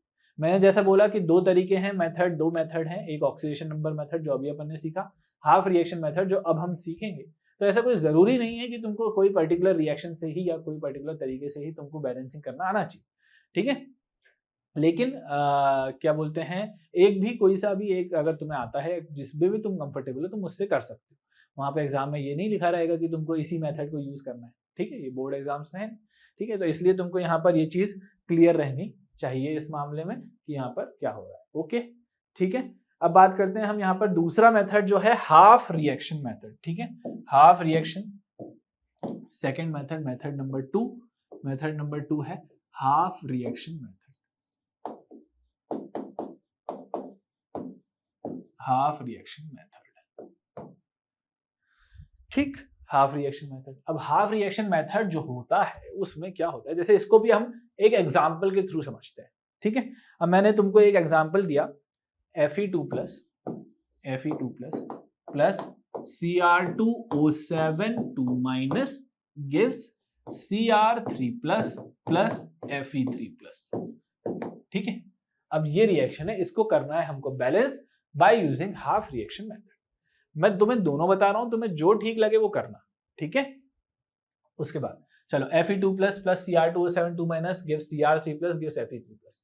तो देखो अब इसको हाफ रिएक्शन मेथड में क्या करना होता है कि सबसे पहले तो तुमको जैसे हाफ रिएक्शन लिखा हुआ है, नाम ही है हाफ रिएक्शन, तो सबसे पहले तो तुमको ये तय करना है किसका ऑक्सीडेशन किसका रिडक्शन हो रहा है। तो तुमको पहली स्टेप तो सेम रखनी है कि भाई यहाँ पर 2 प्लस है, यहाँ पर 3 प्लस है, इसका मतलब यहां से यहां जाने पर इसका क्या हो रहा है, ऑक्सीडेशन, क्योंकि ऑक्सीडेशन नंबर बढ़ रहा है ना भाई, ये 2 प्लस है ये 3 प्लस है, तो यहाँ पर ऑक्सीडेशन नंबर बढ़ रहा है, तो इसका मतलब क्या हो रहा है, यहाँ पर ऑक्सीडेशन हो रहा है, ऑक्सीडेशन हो रहा है। Cr2O7 2 माइनस है, Cr3 प्लस है, यहाँ पर Cr2O7 में इसका ऑक्सीडेशन नंबर कितना है 7, यहाँ पे देखो सात कैसे, सात नहीं है ऑक्सीजन का, यहाँ पर -2 है, -2 इंटू 7 -14, -14 में से 2 माइनस यहाँ पे लगा हुआ है, मतलब कि बचे -12, -12 बटेंगे 2 क्रोमियम में, यानी कि एक के ऊपर आएगा +6, ये हो गया +6 का, और यहाँ पर कितना है +3 का। तो हम यहाँ पर देख रहे हैं यहाँ पर क्या हो रहा है, रिडक्शन हो रहा है, तो this is happening to be reduction. ठीक है, तो हमको ये पता चल गया कि किसका ऑक्सीडेशन किसका रिडक्शन हो रहा है। Now what we have to do is, first step is to split them. तो स्प्लिट मतलब कि यहाँ पर क्या करना है हमको, ऑक्सीडेशन हाफ और रिडक्शन हाफ को अलग अलग लिखना है। तो सबसे पहले मैं कौन सा लिख दूं, ऑक्सीडेशन हाफ लिखता हूं। तो अगर मैंने ऑक्सीडेशन हाफ लिख रहा हूं मैं, तो ऑक्सीडेशन हाफ कौन सा है दिख रहा है, कौन सा दिख रहा है, ये Fe2+ से Fe3+। तो इसको लिख दे जरा, Fe2+ से Fe3+ जा रहा है, ये हो गया यहाँ पर। अब कितने इलेक्ट्रॉन्स का ट्रांसफर हो रहा होगा यहाँ पर, 2+ से 3+। ऑक्सीडेशन मतलब लॉस ऑफ इलेक्ट्रॉन, एक ही ऑक्सीडेशन नंबर इंक्रीज हो रहा है, मतलब एक ही इलेक्ट्रॉन यहाँ पर लूज हो रहा होगा, एक ही इलेक्ट्रॉन का यहाँ पर लॉस हो रहा होगा। ठीक है, एक इलेक्ट्रॉन का अगर यहाँ पर लॉस हो रहा है, ठीक है, तो ये चीज ऑक्सीडेशन हाफ में अपन ने देखी। अब रिडक्शन हाफ देखें जरा, रिडक्शन हाफ, जब रिडक्शन हाफ देखेंगे तो यहाँ पर ये चीज क्या बोल रहा है, Cr2O72- से Cr3+, Cr2O72- से Cr3+, Cr2O72- से Cr3+ जा रहा है। अब यहाँ पर हम देख रहे हैं कि यहाँ पर +6 है, यहाँ पर कितना जा रहा है, +3 जा रहा है, मतलब यहाँ पर रिडक्शन हो रहा है। अब हम यहाँ पे देखते हैं कि जैसे ही हम यहाँ पर देखेंगे तो हमको क्या करना है कि यहाँ पर 3 इलेक्ट्रॉन का वो हो रहा है। तो अगर मैं इसको यहाँ पे देखूं तो रिडक्शन हाफ, यहाँ पर रिडक्शन हाफ, यहाँ पर 6 इलेक्ट्रॉन, 6 इलेक्ट्रॉन यहाँ पर हो रहा है, क्योंकि यहाँ 6 इलेक्ट्रॉन भी नहीं, 3 इलेक्ट्रॉन, क्योंकि यहाँ पर चेंज कितने का आ रहा है, 6 + 6 से +3 जा रहा है। तो यहाँ पर 6 इलेक्ट्रॉन्स यहाँ पर ये गेन कर रहा होगा, तब जाके ये 6+ से 3+ जा रहा होगा, गेन ऑफ इलेक्ट्रॉन हो रहा होगा, तभी यहाँ पर 6 + 6 से +3 जा रहा है। ठीक है, ओके, इतना समझ में आ गया। अगर 6 इलेक्ट्रॉन 6 इलेक्ट्रॉन नहीं रहे, 3 इलेक्ट्रॉन, +6 से +3 जा रहा है, 3 इलेक्ट्रॉन। ठीक है, 3 इलेक्ट्रॉन यहाँ पर होंगे। अब उसके बाद क्या करेंगे, नाउ व्हाट, तो देखो हमने ऑक्सीडेशन हाफ और रिडक्शन, अब हमको क्या करना है, हमको यहाँ पर बांटना है इसको, अब हमको एटम्स बैलेंस करने हैं। क्या करना है, एटम्स बैलेंस करना है। तो जब हम एटम्स बैलेंस करेंगे तो यहाँ पर देखो, यहाँ पर जब ऑक्सीडेशन हाफ की बात करेंगे तो जितना आयरन यहाँ पर है उतना आयरन यहाँ पर भी एक आयरन, यहाँ पर भी एक आयरन, दोनों में एक एक आयरन, एटम्स बैलेंस है। अब बात करते हैं रिडक्शन हाफ में एटम्स की। तो यहाँ पर क्रोमियम है, यहाँ पर Cr2O7 है, यानी कि यहाँ पर 2 क्रोमियम थे, यहाँ पर एक ही क्रोमियम है। बैलेंस आउट करेंगे, तो बैलेंस करने के लिए अब हम यहाँ पर क्या करें, यहाँ पर 2 ऐड कर दें, यहाँ पे 2 कर दिया, तो यहाँ पर अब क्रोमियम बैलेंस हो गया। क्रोमियम तो बैलेंस हो गया, लेकिन क्या यहाँ पर ऑक्सीजन बैलेंस है, नहीं है। तो यानी कि यहाँ पर अगर यहाँ पर अपन को क्या करना है कि जब हम वो देखेंगे, क्या बोलते हैं, जब एक मिनट, यहाँ पर इलेक्ट्रॉन्स को अभी अपन बाद में लिखेंगे, लेकिन जब हम यहाँ पर वो चर्चा करेंगे ऑक्सीजन की, तो ऑक्सीजन एटम्स बैलेंस करेंगे। तो एटम्स बैलेंस करने के लिए यहाँ पर 7 ऑक्सीजन है, यहाँ पर हम क्या करते हैं 7H2O ऐड कर देते हैं इस तरफ। तो जैसे ही हम यहाँ पर 7H2O ऐड कर देंगे तो इससे क्या होगा कि ऑक्सीजन बैलेंस हो गया 7H2। अच्छा, यहाँ पर तुमको मैंने मीडियम नहीं बताया, यहाँ पे मीडियम H+ यानी कि एसिडिक मीडियम। ओके, तो समझो इस बात को कि अगर यहाँ पर एसिडिक मीडियम है, ओके, Cr2O72- से Cr3+ जा रहा था, नहीं आ रहा, क्या कंफ्यूज हो गए, एक बार फिर से करते हैं, टेंशन नहीं लेने का, ठीक है, फिर से करते हैं। देखो यहां तक तो समझ में आ गया था कि Fe2+ से Fe3+ जा रहा है। ठीक है, अब हम जरा रिडक्शन हाफ लिखते हैं। तो रिडक्शन हाफ में हम यहाँ पर लिखेंगे, रिडक्शन हाफ में Cr2O72- से Cr3+, Cr2O72- से कहाँ जा रहा है, Cr3+ में जा रहा है। ठीक है, ठीक है, 2 हिस्सों में बांट रहे हैं अपन ऑक्सीडेशन हाफ और रिडक्शन। सबसे पहले हम क्या करेंगे कि सबसे पहले यहाँ पर स्प्लिट करने के बाद एटम्स को बैलेंस करें। तो एटम्स बैलेंस करेंगे, यहाँ पर Cr2 था, यहाँ पर एक ही क्रोमियम था, यहाँ पर लगाओ 2, एटम बैलेंस हो गया क्रोमियम। ऑक्सीजन बैलेंस नहीं हुआ यहाँ पर, अभी ऑक्सीजन यहाँ पर 7 है, यहाँ पर कितने हैं, कुछ भी नहीं। तो यहाँ पर एटम्स ऑक्सीजन बैलेंस करने के लिए हम 7H2O ऐड कर देंगे। तो 7H2O ऐड जैसे ही हमने किया यहाँ पर 7H2O, ठीक है, तो 7H2O यहाँ से क्या हुआ कि 7 ऑक्सीजन यहाँ आ गए, 7 ऑक्सीजन यहाँ आ गए, बढ़िया तरीके से। अब यहाँ पर जैसे हमने देखा कि अब यहाँ पर ये 7 जो है H2 और आ गया है, ठीक है, यहाँ पर 7H2 यहाँ पे एक्स्ट्रा आ गए, ठीक है, जबकि यहाँ पर तो कुछ भी नहीं था। तो इसका मतलब अब हमको क्या करना पड़ेगा, हमको 7H2 को बैलेंस आउट करना पड़ेगा। 7H2 कैसे बैलेंस होगा, यहाँ पर अगर 14H+ हम जोड़ देंगे तो यहाँ पर अब हमको ये 7H2 बैलेंस करने के लिए यहाँ पर हमको 14H+ ऐड करना पड़ेगा, ठीक है। और H+ क्यों लेके आ सकता हूं मैं, क्योंकि एसिडिक मीडियम है, एसिडिक मीडियम है तो यहाँ पर 14H+ हम ऐड कर देते हैं। अब हम देख रहे हैं कि ओवरऑल यहाँ पर एटम्स तो बैलेंस हो गए हैं। तो एटम्स यहाँ पर कितने हैं, हाइड्रोजन 14, यहाँ पर कितने हैं 14, बहुत ही बढ़िया। यहाँ पर क्रोमियम कितने हैं 2, यहाँ पर कितने हैं 2, बहुत ही बढ़िया। यहाँ पर ऑक्सीजन कितने थे 7, इस वजह से मैंने यहाँ पर 7H2O ऐड किया था, ठीक है। तो ये चीज हो गई थी। अब यहाँ पर जैसे ही होगा एटम्स बैलेंस हो गए, अब चार्ज की बारी। देखें जरा चार्ज कितना है, यहाँ पर 14 है ना, यहाँ पर 2, तो टोटल यहाँ पर कितना हो गया, +12 हो गया। ओवरऑल ये +12 हो गया ना, यहाँ पर ये 14+ था, यहाँ पे 2- था, टोटल 12+ हो गया। यहाँ पर कितना है 3, 2 3 3 + 6+। तो यहाँ पर अगर ओवरऑल में देखूं तो यहाँ पर 12+ थे, यहाँ पर नेट यहाँ पर चार्ज कितना है 12+ का, यहाँ पर कितना है 6+ का, क्योंकि वो तो न्यूट्रल है, ठीक है। तो अब अगर मैं देखूंगा यहाँ पे 12+ है, यहाँ पे 6+ है, इसका मतलब 12 से 6 जाने में इसने कहीं ना कहीं 6 इलेक्ट्रॉन नुकसान किए होंगे खुद के, तो 6 इलेक्ट्रॉन्स गेन किए होंगे, तब जाके ये 12+ से 6+ बने। तो यानी कि यहाँ पर 6 इलेक्ट्रॉन्स क्या हुए हैं, ऐड हुए हैं। तब जाके जब ये 12+ इन 6 इलेक्ट्रॉन से मिलेगा, तब जाके यहाँ पर ओवरऑल 6+ आएगा, और तभी जाकर के वो यहाँ के 6+ से बैलेंस होगा।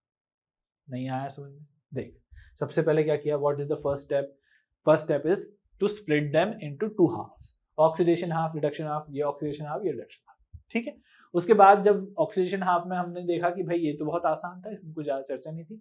सेकंड हाफ में, रिडक्शन हाफ में देखा ये Cr2O7 था, यहाँ पे Cr3+ था, इतनी ही हम यहाँ पर डिटेल ले पाए थे। उसके अलावा हमको ये चीज पता थी कि भाई साहब एसिडिक मीडियम है, ठीक है। तो हमने क्या किया, सबसे पहले स्प्लिट करने के बाद एटम्स को बैलेंस करो। एटम्स बैलेंस किया तो सबसे पहले क्रोमियम आया, क्रोमियम यहाँ पे 2 थे, यहाँ पर 1 था, तो हमने 2 यहाँ पर लिख दिया, ताकि अब यहाँ पर क्रोमियम हो गया बैलेंस। फिर हमने देखा ऑक्सीजन यहाँ पे 7 था, यहाँ पे तो कुछ भी नहीं था, तो 7 ऑक्सीजन को बैलेंस करने के लिए मैंने 7H2O यहाँ पर लिख दिया, ताकि 7H2 यहाँ पर न्यूट्रल मीडियम है तो कोई दिक्कत नहीं है, ठीक है। तो ये यहाँ पे कुछ भी वो नहीं कर रहा है। अब 7H2O को बैलेंस आउट करने के लिए, अब यहाँ पर जब देखा जैसे 7H2O ऐड किया तो 14 हाइड्रोजन फालतू के आ गए, तो उसको अब बैलेंस करना है। उसको बैलेंस करने के लिए मैंने यहाँ पर 14H+ ऐड किया। जैसे ये 14H+ ऐड किया, और 14H+ क्यों मैं ऐड कर सकता हूं, क्योंकि मेरे पास एसिडिक मीडियम है, एसिडिक मीडियम है तो H+ ऐड करने की छूट है मेरे पास, तो 14H+ ऐड कर। तो यहाँ पर एटम्स बैलेंस हो जाते हैं। एटम्स बैलेंस के बाद चार्ज बैलेंस की बारी आती है। चार्ज बैलेंस कैसे करेंगे, ये 14H+ यहाँ पर था, ये 2- था, तो टोटल 12+ था, यहाँ पर टोटल 6+ था, तो 12+ में मैं कितने इलेक्ट्रॉन्स ऐड करूंगा कि वो 6+ बन जाएगा, तो आएगा वो 6 इलेक्ट्रॉन, ठीक है। तो यहाँ पे 6 इलेक्ट्रॉन मेरे ऐड होंगे LHS में, तब जाके ये 6+ बनेगा, ओके। तो इस तरीके से हमने ये देखा कि है। अब देखो यहां पर जब हम देखेंगे ऑक्सीडेशन हाफ, रिडक्शन हाफ अपने अपने लेवल पर बैलेंस हो गए। अब हमको दोनों में इलेक्ट्रॉन्स बैलेंस करने हैं। यहाँ पर 6 इलेक्ट्रॉन्स का ट्रांजेक्शन हो रहा है, लेकिन यहाँ पर 1 का हो रहा है, तो इस वजह से मुझे इसको बैलेंस करने के लिए इस पूरी इक्वेशन को 6 से मल्टीप्लाई करना पड़ेगा, करेक्ट। जब मैं इसको 6 से मल्टीप्लाई करूंगा तो ये 6 इलेक्ट्रॉन होगा, ये 6Fe होगा, और ये 6Fe2+ होगा, ठीक है, क्योंकि मैंने 6 से मल्टीप्लाई किया। और 6 से क्यों किया है, क्योंकि यहाँ पर 6 इलेक्ट्रॉन्स का लेन देन है, यहाँ पर 1 का ही है। बराबर करने के लिए जितना ये लूज कर रहा है उतना ही ये गेन कर रहा है, ये बताने के लिए मुझे यहाँ पर 6 से मल्टीप्लाई करना पड़ेगा, कर दिया। अब ऐसा करने से क्या हुआ कि अब जब मैं इन दोनों हाफ को ऐड करूंगा वापस से, तो ये दोनों आपस में कट जाएंगे, 6 इलेक्ट्रॉन। फिर जो इक्वेशन बनेगी वो हमारी बैलेंस केमिकल रिएक्शन बन जाएगी अपने आप, ठीक है। तो अब देखो यहाँ पर बैलेंस करने पर क्या मिल रहा है, देखें जरा। यहां पर मैं पा रहा हूं 6Fe2+, मैं एक एक करके लिखता जाता हूं, 6Fe2+ प्लस यहां पर क्या हो रहा है, Cr2O7 2-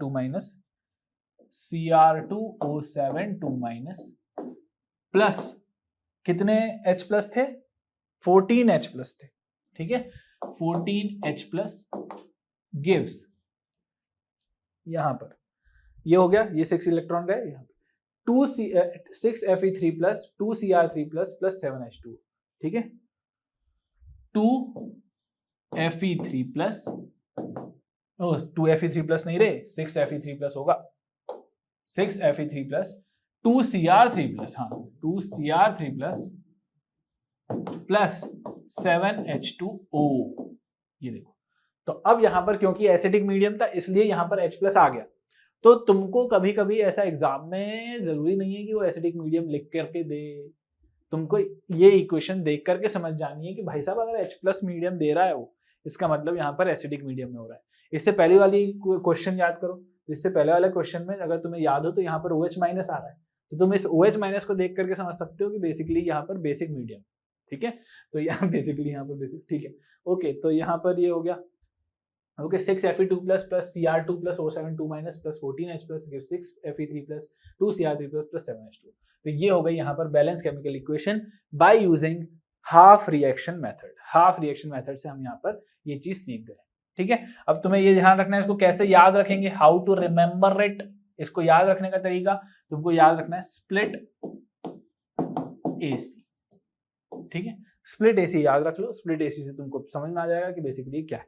तो जैसे कि पहले क्या करना है, स्प्लिट करना है, मतलब दो हाफ में हमको बांटना है, एक ऑक्सीडेशन हाफ, एक रिडक्शन। मुझे नहीं लगता कि उसमें कोई तकलीफ है तुमको, ठीक है, क्योंकि एक अगर हमको दिया गया है तो उसमें आराम से ये चीज डिस्ट्रीब्यूट होगी, बढ़ जाएगी। अब बारी आती है दूसरा A, तो इसलिए एटम्स, A मतलब एटम्स, स्प्लिट करना मतलब टू हाफ्स में डिवाइड करना, ठीक है। A मतलब एटम्स को बैलेंस करो, और एटम्स के बाद जब एटम्स बैलेंस हो जाए तो चार्ज बैलेंस करो। तो ये है हमारी प्रोसेस, ठीक है। तो इस वजह से यहां पर हमारे पास दो मेथड हैं, एक ऑक्सीडेशन नंबर मेथड, एक है हाफ रिएक्शन मेथड। और मुझे लगता है कि तुम्हें जो भी आसान लग रहा है, एक बार तुम लोग प्रैक्टिस करना पड़ेगी तुमको, मल्टीपल क्वेश्चंस के थ्रू प्रैक्टिस करो और ले करके बैठ जाओ, दो रिएक्शन देखोगे, अपने आप तुमको समझ में आ जाएगा कि कैसे हमको करना है, तुम लोग सीख जाओ, ठीक है। इतनी कोई वो चाहिए, ज्यादा कठिन चीजें नहीं है ये, और ठीक है। तो मेरे ख्याल से अब अपन ने यहाँ पर सारी ही चर्चा कर ली है, करेक्ट है। तो यहाँ पर मेरे ख्याल से अपन ने यहाँ पर क्या क्या कुछ छूटा तो नहीं है, एक बार अपन लिस्ट डाउन कर लेते हैं कि हमने कोई चीज पॉइंट छोड़ा तो नहीं है, करेक्ट है। तो हमने ऑक्सीडेशन एंड रिडक्शन देख लिया, ऑक्सीडेशन नंबर बता दिया मैंने, rules of finding oxidation number clear हो गया होगा तुमको, रेडॉक्स रिएक्शन क्या होती है हम समझ गए हैं, है ना। डिसप्रोपोर्शनेशन रिएक्शन क्या होती है, जिसमें सेम एलिमेंट का रिडक्शन और ऑक्सीडेशन हो रहा है, और बैलेंसिंग द रेडॉक्स रिएक्शन, दोनों ही मेथड हमने देख लिए हैं। तो ये हमारा चैप्टर यहाँ पर हो गया है कंप्लीट, यहाँ पर हम देख सकते हैं, ठीक है। तो अब यहाँ पर अपन जब अभी MPQs का मोस्ट फेवरेबल क्वेश्चंस का एक सेशन होगा, उसमें हम और चर्चा कर लेंगे यहाँ पर, तो तुम लोग उसमें आना और अपन उससे रिलेटेड कुछ क्वेश्चंस देख लेंगे, ठीक है। तो जितने भी क्वेश्चंस इसमें आ सकते हैं, पॉसिबल आंसर, कंसेप्ट यही है, ठीक है। ध्यान रखना ये सारे कॉन्सेप्ट्स को अच्छे से गो थ्रू करना। अगर तुम्हें कोई चीज नहीं आ रही है या कोई चीज पर्टिकुलर कोई चीज समझ में नहीं आई तो दोबारा जाके देख लेना, आ जाएगा, टेंशन लेने की बात नहीं है, ठीक है। हमको करना है, हमको क्वेश्चंस करना है, ज्यादा से ज्यादा क्वेश्चंस, तो इस वजह से अब मैं लेकर के आ रहा हूँ मोस्ट फेवरेबल क्वेश्चंस, उसको जरूर कर लेना, ठीक है। All the best, see you soon, bye bye.